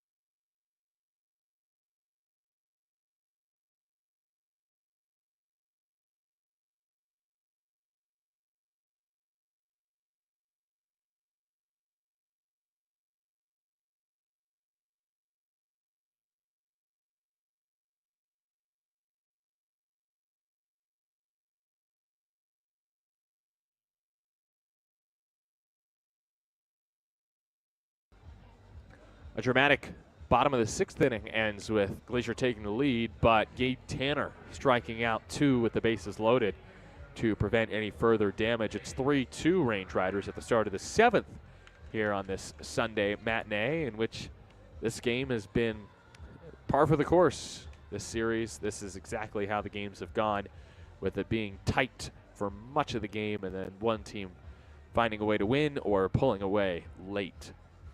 And in the top of the 7th, it will be the Ballers' bottom 3 in the order. Helmick, Tatum, and Leahy due up to face Jared Engman. Helmick had an RBI single against the righty Engman in the 4th. Ballers tied the game with an RBI single by Christian Almanza in the 6th. That was last inning. And they'll try to tie it again here in the 7th. It's been a pretty low homer series for the Ballers. 3 total homers, 2 by Almanza, 1 by Cobb, who gets the day off today. I'm sure he would be available off the bench if necessary for the Ballers to pinch hit late. I would be surprised at this point if he doesn't pinch hit in this game. First to Helmick is called a ball. That was just low. 1-0. I'm Nevada Cullen. Chris Dorr is back in our 860 AM The Answer studios today. Engman, the righty, against Helmick, the lefty, on a 4-game hit streak. Helmick lines it to second into the mitt of the leaping beard. 1 away. That was an inside pitch, 92, way in on the hand, and that's why Helmick couldn't hit it hard to right field. Instead, just lines it softly into the mitt of the second baseman, Beard. Brings up Dylan Tatum, who's 0 for 2, a strikeout his last time, also a fly out to center field today. 3-2, Ballers trail the Glacier Range Riders in the top of the 7th. Tatum first pitch fouled back, 0-1. What's on the line today? Well, for Glacier, it would be their first time splitting a series with Oakland, not losing a series to the Ballers. As for the Ballers, they'll go for yet another series win. 0-1. Tatum takes in. 92-mile-an-hour fastball. 1-1. The Ballers beat the Vibes in back-to-back series and the Boise Hawks in a series. Trying to think of what was before that for Oakland. Let me look back in my notes. Tatum fouls it back, 1-2. I believe it was the series at Missoula. No, there was a home series in there. Oh, it's Glacier. Yeah, they beat the Range Riders in a series 5-1. So the Ballers, and then swept the Ogden Raptors before that. 1-2. Tatum rips a line drive pass short into left center field and has a 4-game hit streak.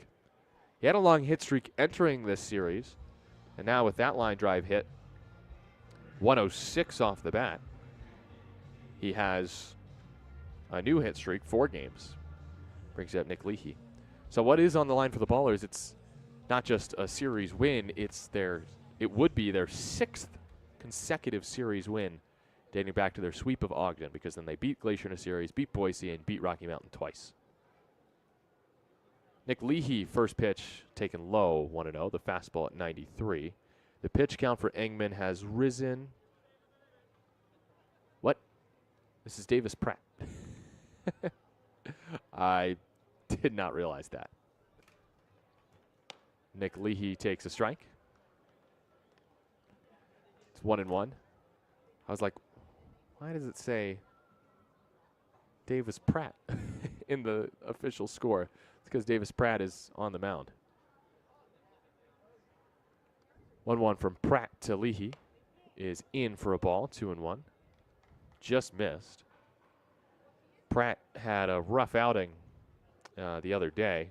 He entered and walked 2, giving up an earned run. He got the loss on Wednesday.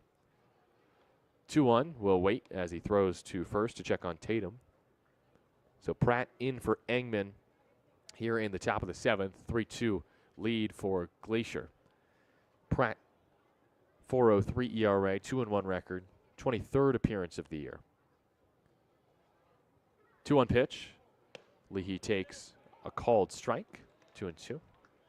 Pratt over 22 1/3 innings has given up 17 hits, 13 walks, 21 Ks. 25-year-old righty from Albuquerque, New Mexico, last pitched in the American Association with the Chicago Dogs before becoming a Glacier Range Rider this year. 2-2. Leahy line drive, looped into right field, base hit. Stopping at second, Tatum. Throw in to the cutoff man, Beard, by Clarkson. That's back-to-back hits from the bottom 2 in the Oakland order. And Davis Pratt, who had not allowed a hit this series in 2 appearances, has given up back-to-back hits with 1 out in the 7th. And there's Luke Cooper warming in the pen, and Isai Santos, a lefty, coming up. And I'm a bit surprised Cooper doesn't come in here to face Santos. Instead, a righty, Pratt, will face the lefty Santos, who is 1 for 3 with a double today. First pitch, Santos takes high, 1-0. And now going out there to talk to Pratt is Mendoza. Pratt has allowed just 3 earned runs in 8 2/3 innings in July. This is his 7th appearance against Oakland this year. He has allowed 3 earned runs against Oakland. The first 2 earned runs against Oakland came on June 3rd in the first game these 2 teams played this season. He didn't allow another earned run until Wednesday. Also want to get you the line shortly on the Glacier starter, Jared Engman. So I will. 1-0. Santos clocks one to center field. Liniak is there for the out. Tagging from second is Tatum. He'll get there without a problem. Isai Santos just smacked a middle fastball at 96 off the bat, 371 feet to center. Just missing there. And Jake Allgaier is going to come up to hit next. And Luke Cooper is going to enter this game. Allgaier, he's a switch hitter, so he'll either hit righty against the lefty Luke Cooper, or Oakland will go to the bench for a different righty bat, and it looks like this is where Tremaine Cobb Jr.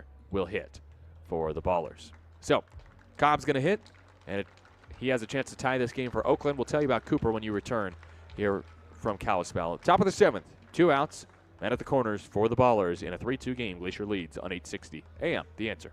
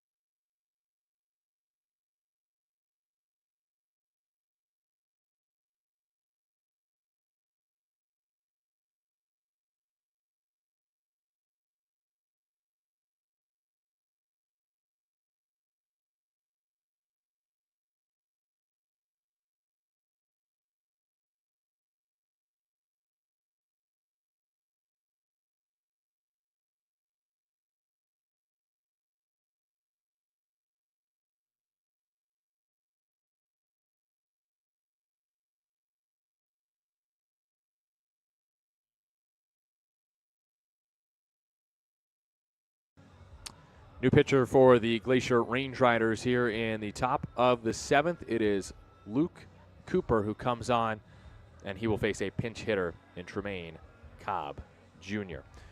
Cooper comes in the top of the 7th inning with 2 outs and men at the corners for the Ballers. It's a 3-2 Glacier lead. This is Cooper's 4th appearance of the series. Lefty, 24 years old, and his first pitch to Tremaine Cobb Jr. is low for ball 1.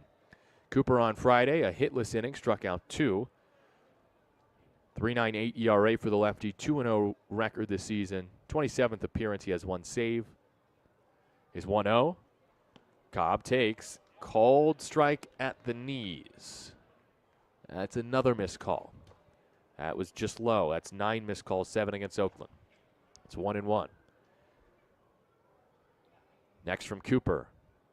Cobb swings and fouls it off to the right, 1-2. 31 2/3 innings, 26 hits, 17 walks, 43 strikeouts for the lefty. Cooper, he has faced Oakland a ton this year. Gave up a game-tying triple in the 8th inning to Danny Harris in his first appearance ever against Oakland. Allgaier was 1 for 3 today. Trey Cobb pinch hitting for the Ballers, and in a 1-2 count. Runners at first and third, Tatum and Leahy, 2 outs in the top of the 7th, and Oakland trailing by 1.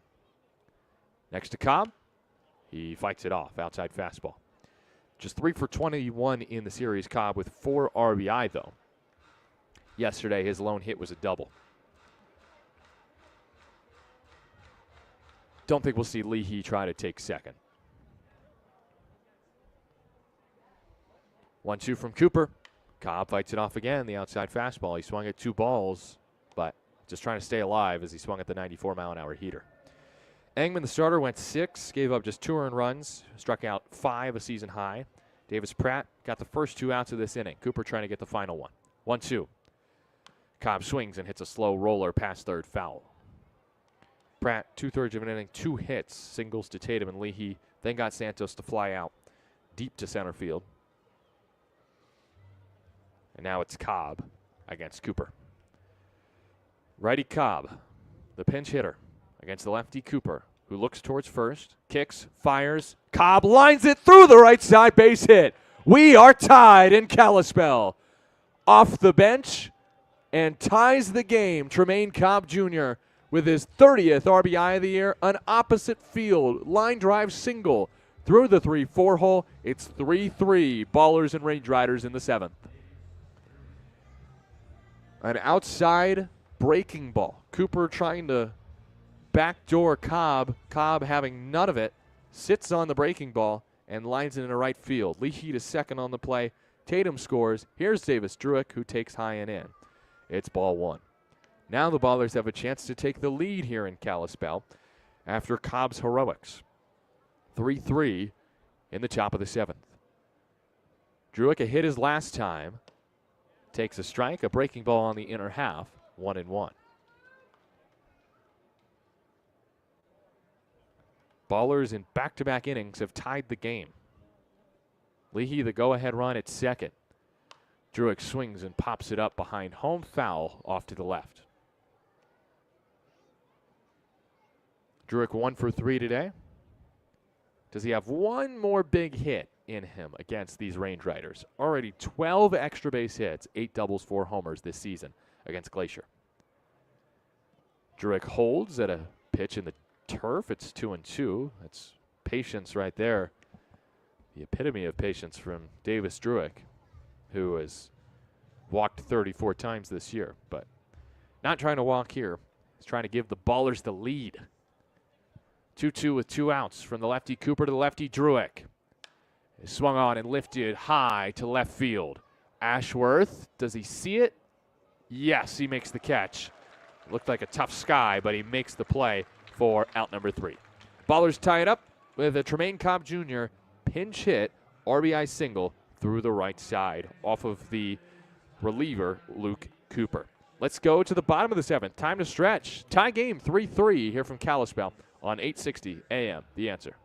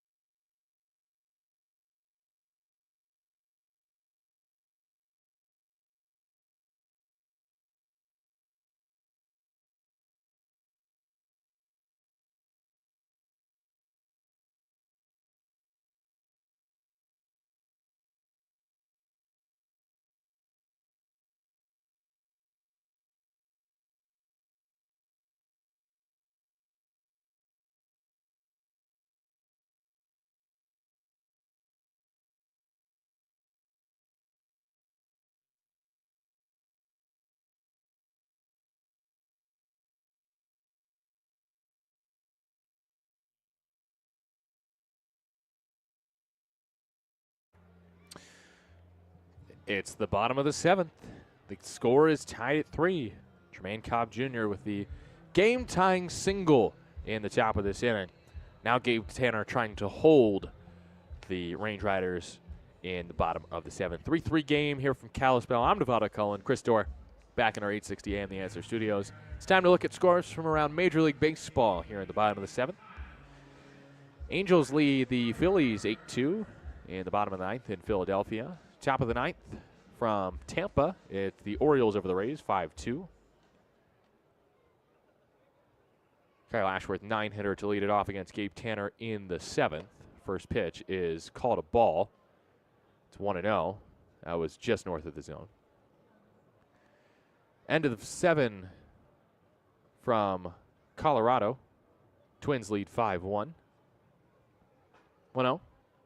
Ashworth takes high again. Top of 4 in Arizona. Diamondbacks 5. Cardinals 1. Top of 4 from LA. Dodgers 3. Brewers 2. Bottom 3, no score in Seattle. Astros and Mariners. There's a strike. 2-1 on Ashworth. Then your finals. Blue Jays beat the Giants today 8-6. Padres beat the Nats 8-1 in Washington. Angels Phillies has gone final. Angels win by 6. 2-1. Ashworth takes low and away. There is action in the pen. It looks like James Collier loosening for the Ballers. It is JC. White Sox beat the Pirates in Pittsburgh today 7-2. Ashworth swings and fouls it away off to the left 3-2.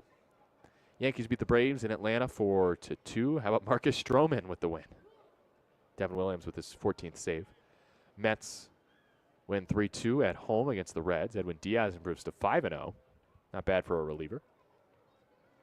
Ashworth on 3-2 bounces 2 hops to the new shortstop, Jermaine Cobb Jr. His throw in plenty of time beats Ashworth there by 2 steps, 1 away. 3 up, 3 down for Gabe Tanner after 2 strikeouts to strand the bases loaded in the bottom of the 6th. 3-3 Oakland and Glacier in the bottom of the 7th. Glacier ended up getting 1 run on 2 hits, but they left the bases loaded in the 6th inning. And so Oakland was able to tie the game back up in the top of the 7th. TJ Clarkson takes high, ball 1. Leadoff hitter for Glacier today is 1 for 3. Couple more scores for you for Major League Baseball. Guardians beat the Athletics 8-2 in Cleveland. Clarkson takes just high. Yeah, another missed call. That's 10. 8 of them have been against Oakland. Just at the top of the zone. Should have been a strike as Clarkson takes a strike. 2-1. And then 2 more scores. Royals beat the Marlins in Miami 7-4. And Red Sox best the Cubs in Chicago 6-1. 2-1. Clarkson swings late on 91. In on the hands. 2-2. Can't really say enough about what Gabe Tanner has done this season. A late addition for the Ballers, but most impressively has been this series against Glacier. As Clarkson pops it up behind home, just to my left in the press box. Still 2-2. Tanner the other day, 4 strikeouts, a career high in 2 1/3. That was Thursday. Gave up 1 run, it was unearned. Today, 3 up, 2 strikeouts, trying to get Clarkson next. The lefty, 1 for 3 today with a strikeout.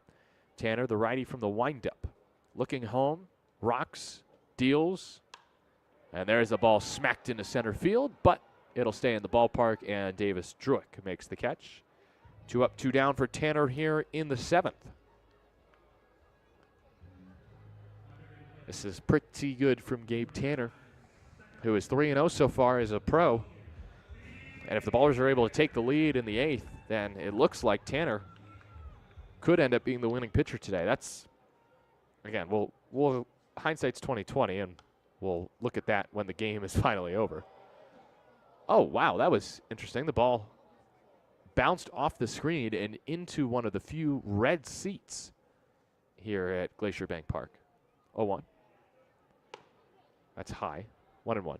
Those red seats are just to bring an awareness to the number of them in the stadium equates to the number, as Beard takes a strike on the outside corner, 1-2, the number of veterans who take their lives every day. It's a sad statistic, but it is necessary to make people aware of the fact that there are veterans that are struggling out there. Beard hits it back to the screen, 1-2, and I think it's a nice homage. Another good way that the Range Riders, who are wearing their camo uniforms today, the way that they honor the military and those who have served is very respectable. It's a good organization. 1-2. That's a strike. And Dylan Tatum's going to challenge it. That's 11 missed calls, 9 against Oakland. And this is the third missed call that will be overturned in Oakland's favor. And so Tatum runs off the field. Beard goes down looking after he had 2 doubles today. And how about Gabe Tanner? Faces 5, strikes out 3, and who knows, he may even be out for the 8th inning the way he's pitching. We're tied at 3, heading to the 8th here from Kalispell. Glacier hosting Oakland. Finale of a 6-game set. Ballers trying to win the series here on 860 AM The Answer.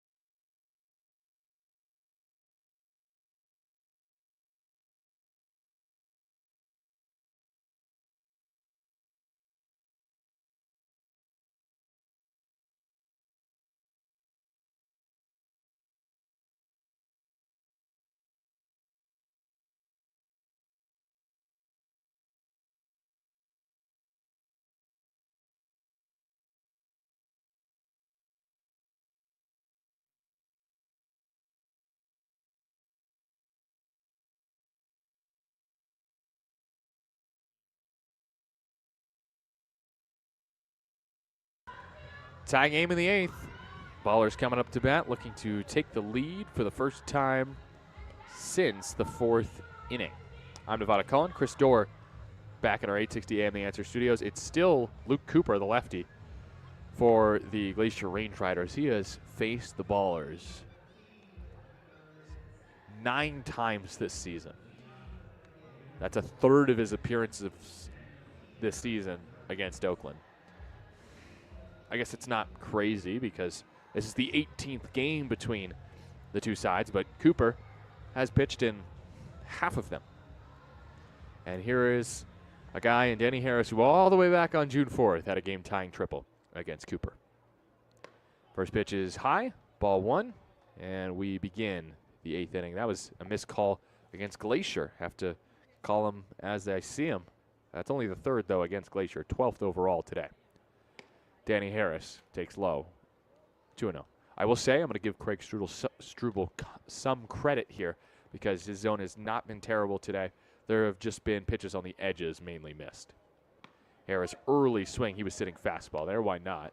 He got a changeup and he missed. 3-3. Top of the 8th inning. Harris is 1 for 3 today. Happy early birthday, Danny. He turns 26 tomorrow. 2-1 swing and a miss, 2-2. Danny tells me that he's not the only one. Basically, his whole family, mom, dad, his aunt, I think, all have birthdays in July.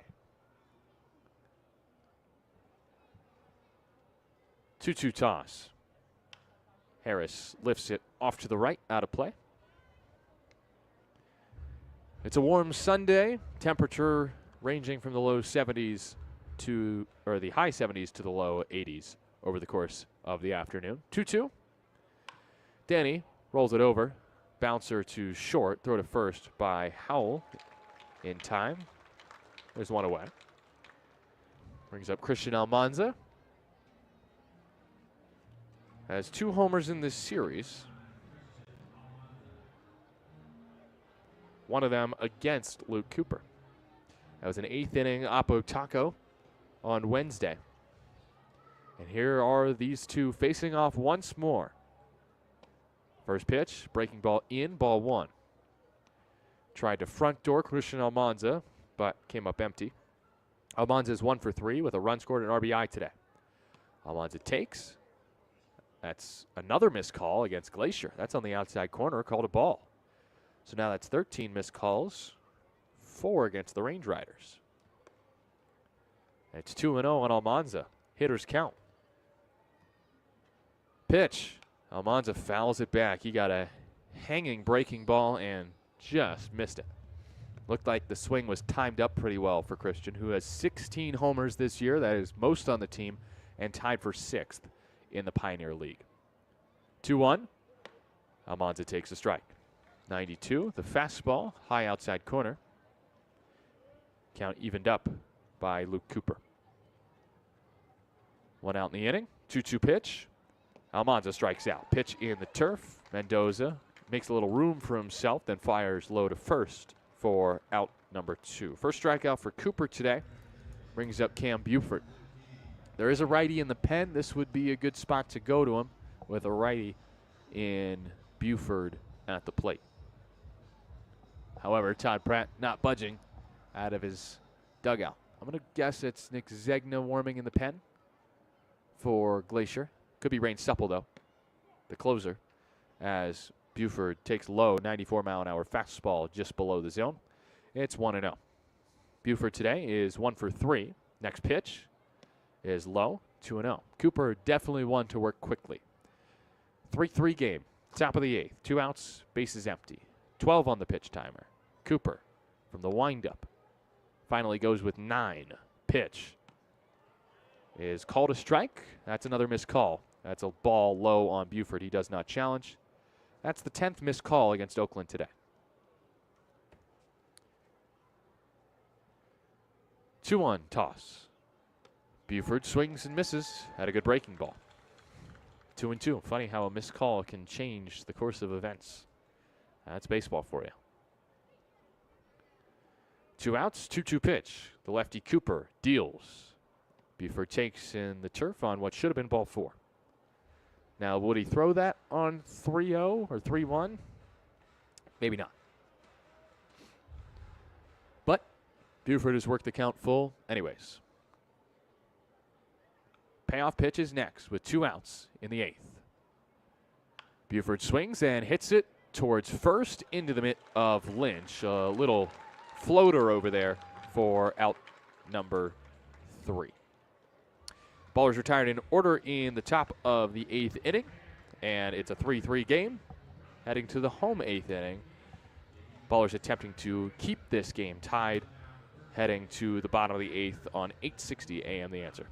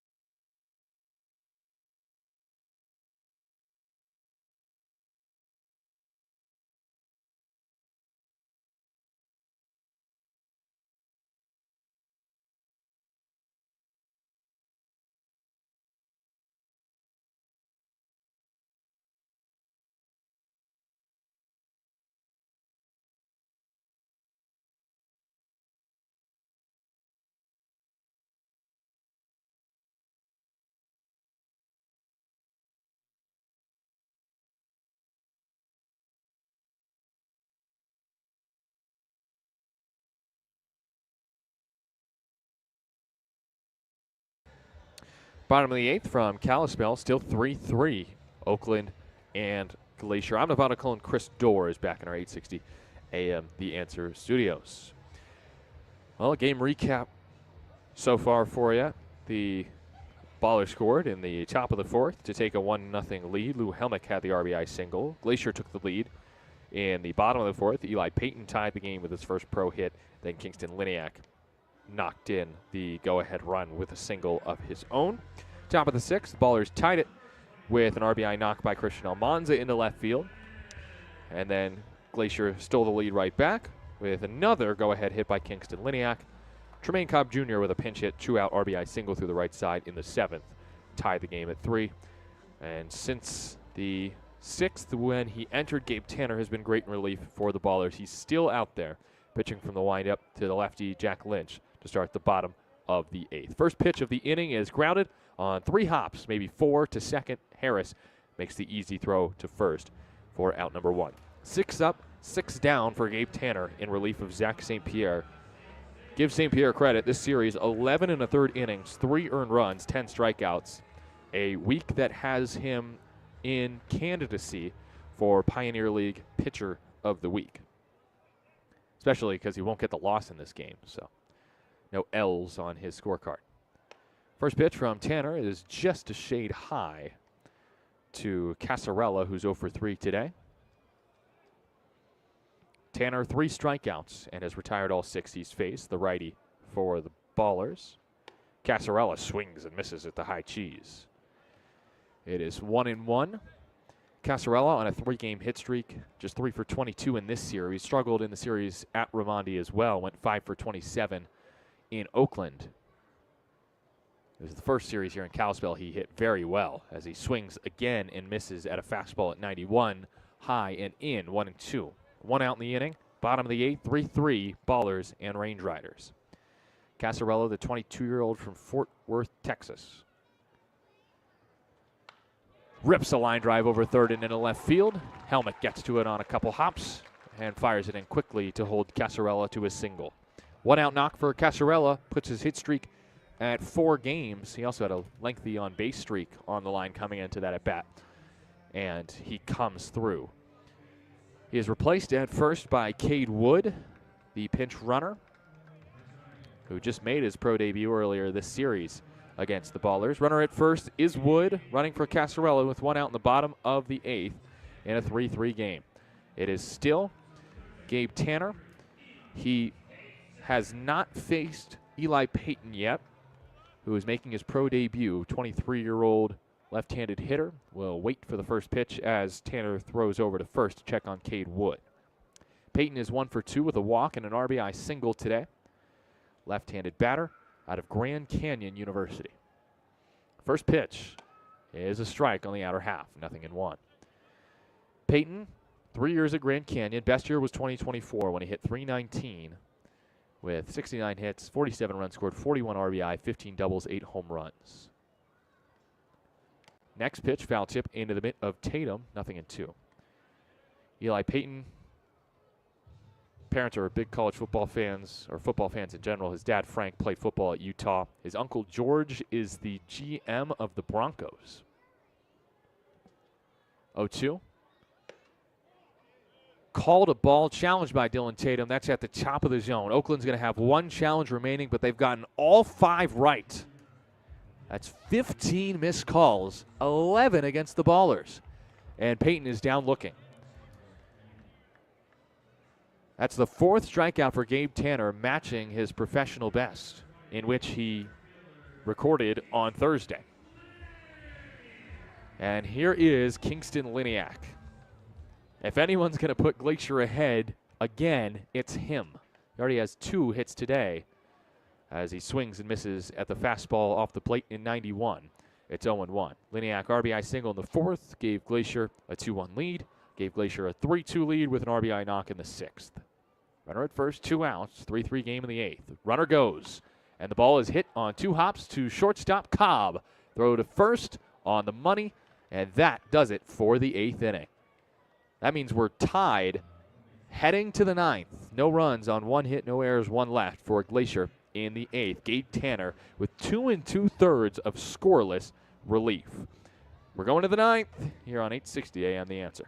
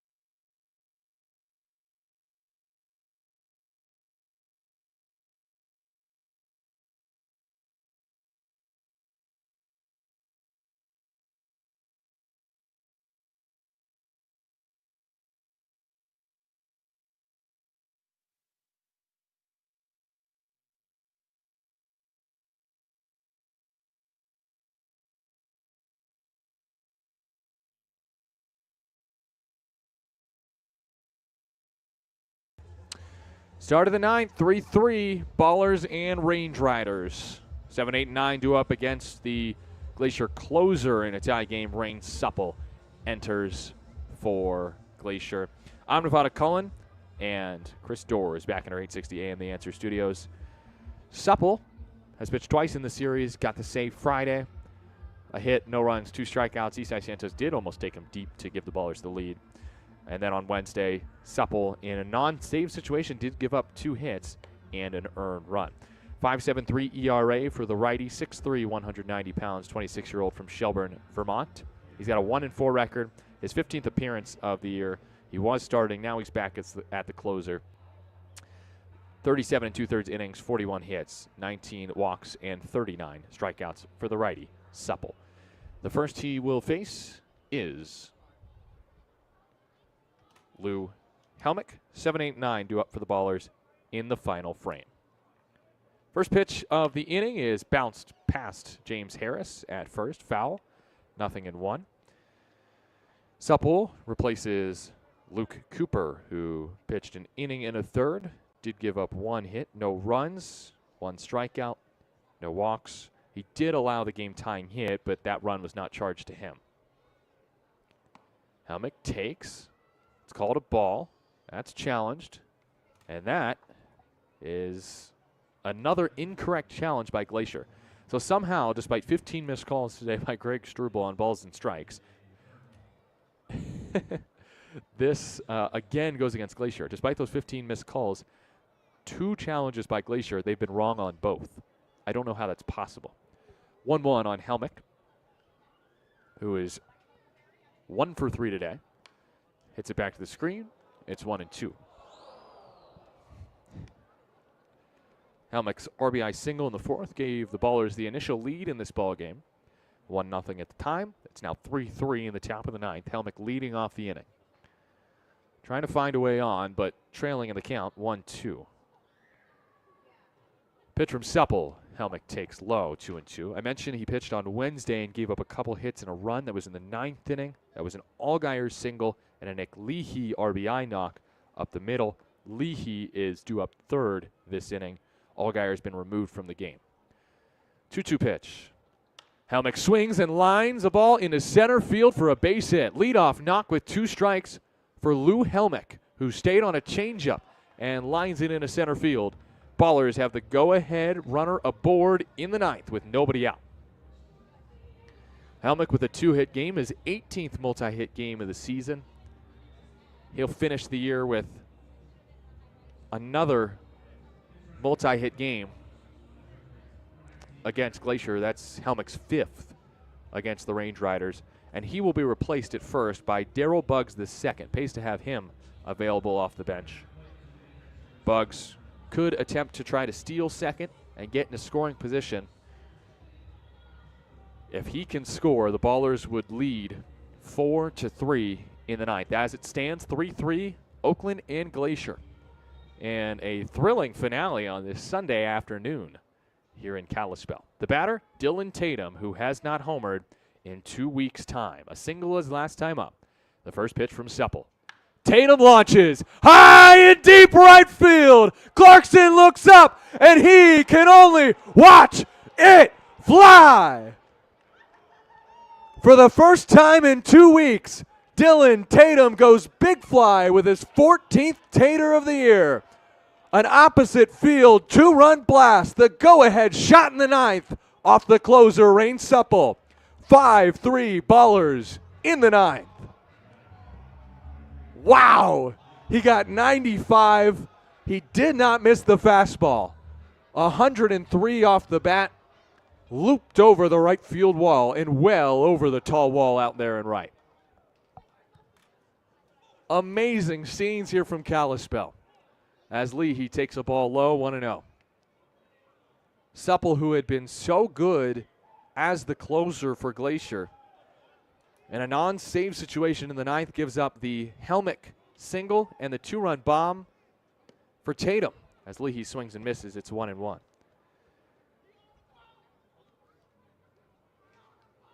So after Helmick's single, I believe on the very next pitch, yeah, it was a first pitch home run by Dylan Tatum. 103 off the bat. Leahy takes a strike, 1-2. He went 372 feet to right field. And it was a high arcer, too, with a 31-degree exit angle. The launch angle was pretty tall. Big hit for Dylan Tatum. His 4th homer against Glacier.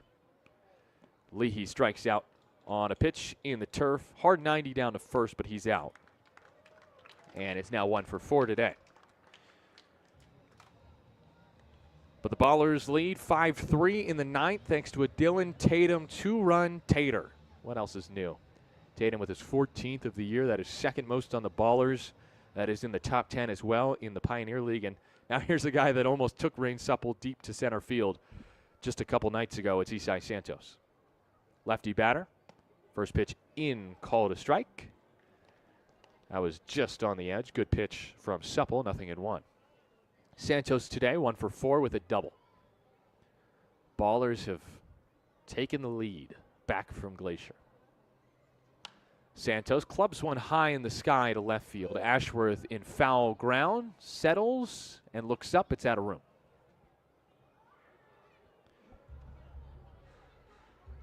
So 0-2 on Santos.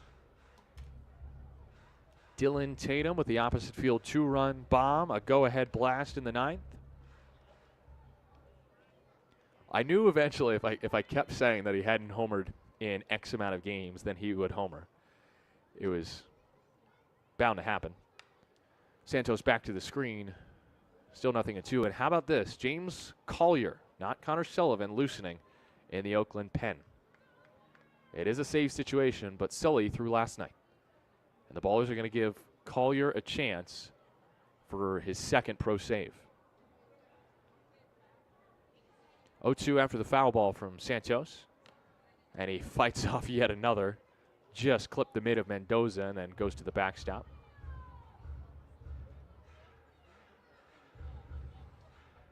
No balls, 2 strikes, 1 out. Top of the 9th. Ballers up 5-3. Leading for the first time since the 4th. Supple's pitch. Outside, 1-2. This Ballers team just finds ways to win. A sweep of Ogden. A series win against Glacier. A series win against Boise. A 6-game sweep on the road at Rocky Mountain. Then a series win at home against Rocky Mountain. Santos line drive foul off to the left.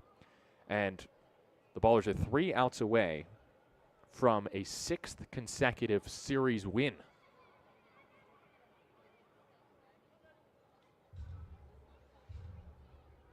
I guarantee you that's never happened before in Ballers history. This run of dominance that the Ballers have been on is unprecedented. At one point, 1-2. Santos takes low, 2-2. They are the best partner league team in professional baseball. They do not have the best record in all of pro baseball because Pecos League has some teams that are just crazy good. 2-2. Santos strikes out. Good pitch from Supple. Went with the breaking ball in. Back-to-back Ks for Supple after giving up the 2-run opposite field bomb to Dylan Tatum to give the Ballers a 5-3 lead here in the 9th. Ballers finally, despite having 5 hits, have eclipsed 5 runs, have eclipsed 10 hits. They have double figures in the hit column, 12 to be exact, here on this Sunday. Cobb takes low, 1-0. And I think today the Ballers have sort of broken out of that quote-unquote slump that they were in. A little bit yesterday as well. I think you just have to factor in that Glacier has such a good pitching staff. 1-0. Cobb takes low and in. And so, yes, the Ballers' offense has scored 11 runs over the past 2 games combined, 6 yesterday, 5 today. But that is still impressive in my eyes against this Glacier pitching staff that is top 4 in the Pioneer League. 2-0. Oops. Cobb swung at 95 in on the hands and just fouled it off. Almost let go of the bat there. 2-1. Ballers lead 5-3 in the top of the 9th. 2 outs, bases empty. Cobb an RBI single, a clutch hit, a game-tying hit in the 7th. 2-1 from Supple. Cobb takes high and tight. 97. Watch out.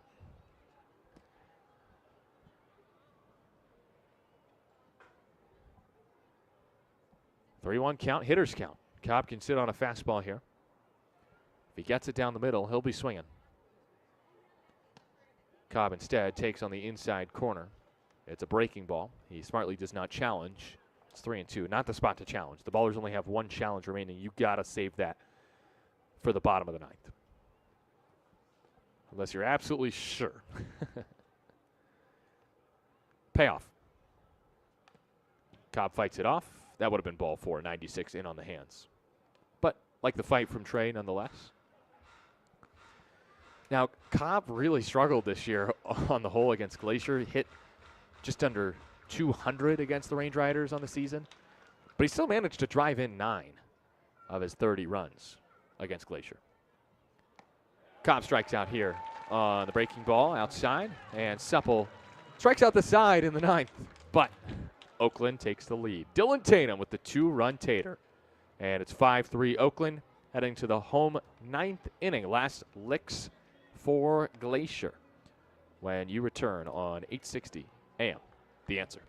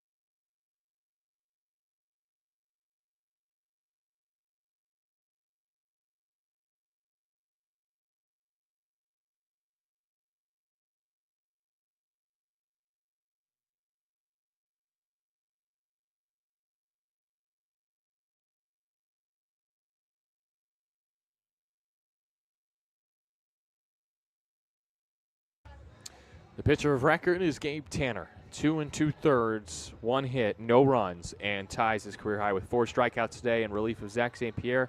He makes way for James Collier in the 9th with the Ballers up 5-3 here in Kalispell. I'm Nevada Cullen with Chris Dorr back in our 860 AM The Answer studios. James Collier on for what would be his 2nd pro save. 26-year-old from Hayward, California, out of Cal State East Bay. Has a 3 ERA, 2-0 record, 1 save, 19 appearances, 24 innings, 17 hits, 10 walks, and 29 Ks. Friday against Glacier, 2 innings, 1 hit, no runs, a walk, and a strikeout. This is his 6th appearance against Glacier this year. He has a 1-0 record, a 0 ERA, 6 2/3 innings, 2 hits, no runs, 3 walks, 10 strikeouts against Glacier this year. Range Riders, even with that, very happy not to see Connor Sullivan in this game after he pitched in the 5-0 win yesterday. That might have been a chance for Collier to come on yesterday, but Collier had just pitched on Friday, and so here he is on Sunday trying to lock down the save. His first pitch to Gabe Howell is a strike at the bottom of the zone. 0-1. That's another missed call. This one against Glacier, that should have been a ball. Unbelievable. Glacier's down to their last challenge, though, so that's not the place to risk it. Not the first pitch of the inning. It would have been right, though. 0-1 from Collier. And Howell jacks a line drive into deep right field, but Santos is there and waltzes just shy of the track for out number 1. So 1 up, 1 down for James Collier. 3rd pitcher of the day for Oakland. There is some action in the pen. This is Chewy getting loose just in case. Some light tossing in case James Collier needs help. In the 9th, 1 out, bases empty. Angel Mendoza up at the plate with a 10-game hit streak. 0 for 3 today. First pitch from Collier. Mendoza takes a strike high in the zone. 0-1. Ballers trailed in this game on 2 different occasions, 2-1 and then 3-2. Tied the game in the 7th with a Trey Cobb single, and then in the top of this inning took the lead. 0-1. Mendoza takes low, just south of the zone, 1-1. Took the lead on a 2-run bomb by Dylan Tatum. And now it's James Collier on for the save. Facing the former high wheeler, Angel Mendoza, here with 1 out in the 9th. 5-3 Ballers lead. Collier from the stretch delivers, and Mendoza swings and misses at 91 above the zone. The high cheese, and Mendoza chased. 1-2 as Mendoza calls time, readjusts his batting gloves, has his gold-barreled bat with the red handle tucked beneath his right arm. Now stands in from the right side. Collier, with plenty of time on the pitch clock, dangles his arm by his right side and comes set with 9. Set at the belt, 5 on the timer. Collier kicks, goes, got him! Inside corner, 93-mile-an-hour fastball. Mendoza debates challenging, but it was indeed a strike and a good call by Craig Struble. And the Ballers are 1 out away from a comeback win here in Kalispell and a 6th consecutive series win. 2 up, 2 down for Collier as he goes for his second pro save. His scoreless innings streak has eclipsed 14 with his 2 outs collected here in the 9th. Lefty Kyle Ashworth, first pitch, a strike on the outer half, 0-1. Ballers this season against Glacier entering today, 13 wins and just 4 losses against the Range Riders. They have beaten up on Glacier this year. 0-1, Collier settles, fires. Bottom of the zone, called a ball. Challenge it. Yep, that's 6 for 6 for the Ballers today. Unbelievable.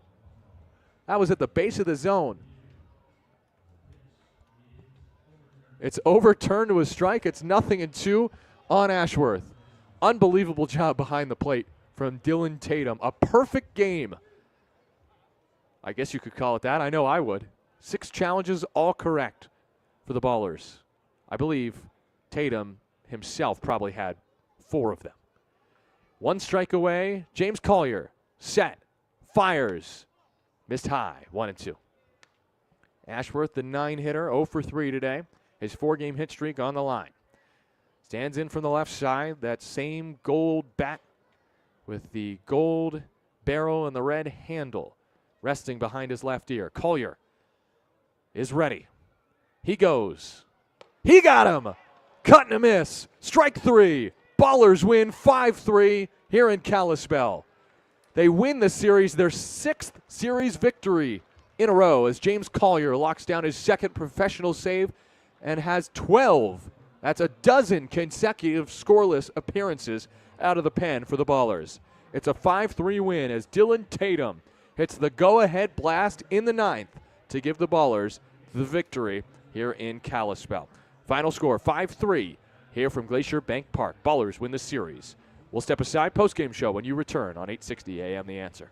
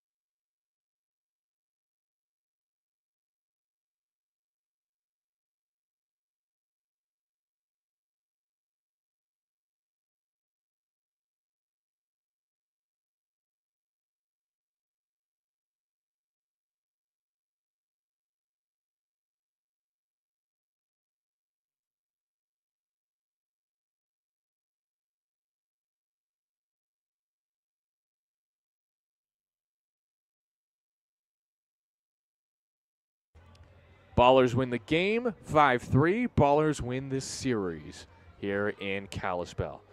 What a series it was to start the second half. The Ballers continue their winning ways into the second half of the Pioneer League season. They win the series 4-2, and they win by 2 because of some late heroics here from Kalispell. I'm Nevada Cullen with Chris Dorr back in our 860 AM The Answer studios. Thank you for tuning in on this Sunday afternoon. Well, let's dive into the game summary because this was a fun one. Oakland scores first in the 4th inning. They get an RBI single by Lou Helmick. Glacier scores twice in the bottom of the 4th inning. RBI singles by Eli Payton, his first pro hit, and Kingston Liniak, a go-ahead single. Ballers tie the game in the top of the 6th inning. RBI knock by Christian Almanza. Glacier steals the lead right back in the bottom of the inning. Kingston Liniak had an RBI single, his second go-ahead hit today. Then in the 7th, this is where it really starts to get fun. Actually, you know what? I didn't mention it. In the 6th inning, bases loaded and 1 out. Gabe Tanner comes on in relief and strikes out Gabe Howell and Angel Mendoza to get out of this inning. Keep it a 3-2 game. Then in the 7th, the Ballers have 1st and 3rd with 2 outs. Tremaine Cobb Jr. against the new pitcher, Luke Cooper. And Cobb off the bench, 2-strike, single into right field to tie the game at 3. That was huge. Because then in the 9th, with the game tied at 3, Lou Helmick starts it with a single, a 2-hit game for Lou. And then Dylan Tatum, first pitch ambush to right field for his 14th home run of the season. Dylan Tatum second on the team in homers. An opposite field 2-run bomb, 103 off the bat, 372 feet to right, 31-degree launch angle. As soon as he hit it, I knew it was gone because he hit it with such venom, and he loves to go oppo, Dylan Tatum. He loves a backside boogie. And that's what he got right there, a 2-run blast to put the Ballers ahead 5-3 in the 9th against the closer, Rain Supple. And then how about the Ballers' number 2 closer, James Collier? He goes 1 inning, a perfect 9th inning, and does not allow a hit or a run. He struck out 2. Collier now with 2 professional saves. As for the rest of the Ballers pitching staff, Gabe Tanner goes 2 2/3 today, 1 hit, no runs, a career high 4 strikeouts. He matched his career high today. Zach St. Pierre, 5 1/3 of 3-run baseball. In the series, he goes 11 1/3, gives up just 3 runs, a 1-0 record in the series for St. Pierre, and he strikes out 10. Certainly a candidate for Pioneer League pitcher of the week. So Tanner gets the win. He's 4-0 this season. Supple the loss, 1-5. Collier the save. That's his second. Tanner and Collier, the Cal State connection. Cal State East Bay products, but both of them, one gets the win, one gets the save. 5 runs on 12 hits for Oakland today, no errors. 3 runs on 8 hits for Glacier, no errors. A clean game of baseball here from Kalispell, which started at 1:09 local time. Finished at 3:39. That's 2:39 back in the Bay for a total run time of 2 hours and 30 minutes on the dot. On this Sunday, July 20th, on a warm day with the first pitch temperature of 77 degrees and mostly sunny skies. The Oakland Ballers win again. Glacier falls to 19-35, 2-4 on the second half. Oakland 41-13, 4-2 on the second half. They win their 6th straight series, dating back to their sweep of Ogden back in June. Let's take a look real quick at some scores from around the Pioneer League as we wrap this broadcast up. Bottom of the 8th, Rocky Mountain Vibes lead the Billings Mustangs 8-4. The Jackalopes have come back against the Yuba Center High-Wheelers. It's 9-7 in the bottom of the 6th inning. Jackalopes lead. And the Boise Hawks have also come back to lead the Sky Sox in the bottom of the 8th, 8-7. A lot of good games today. Bottom of the 5th in Missoula, Great Falls 6, Missoula 1. That's great because the more games Missoula loses, the easier chance the Ballers have at getting the number 1 overall seed in the Pioneer League playoffs. As for Idaho Falls, the Chuckers trailing in the bottom of the 6th, 6-4 against the Ogden Raptors. Well, that was fun. Let's go back to Raimondi, shall we? That does it for today's broadcast here from Kalispell, Montana. Our final score, Ballers 5, Range Riders 3. Ballers win the series. That final 5-3 in 9 innings. Big thanks to those who helped make the broadcast possible, including Ballers co-founders Paul Friedman and Brian Carmel.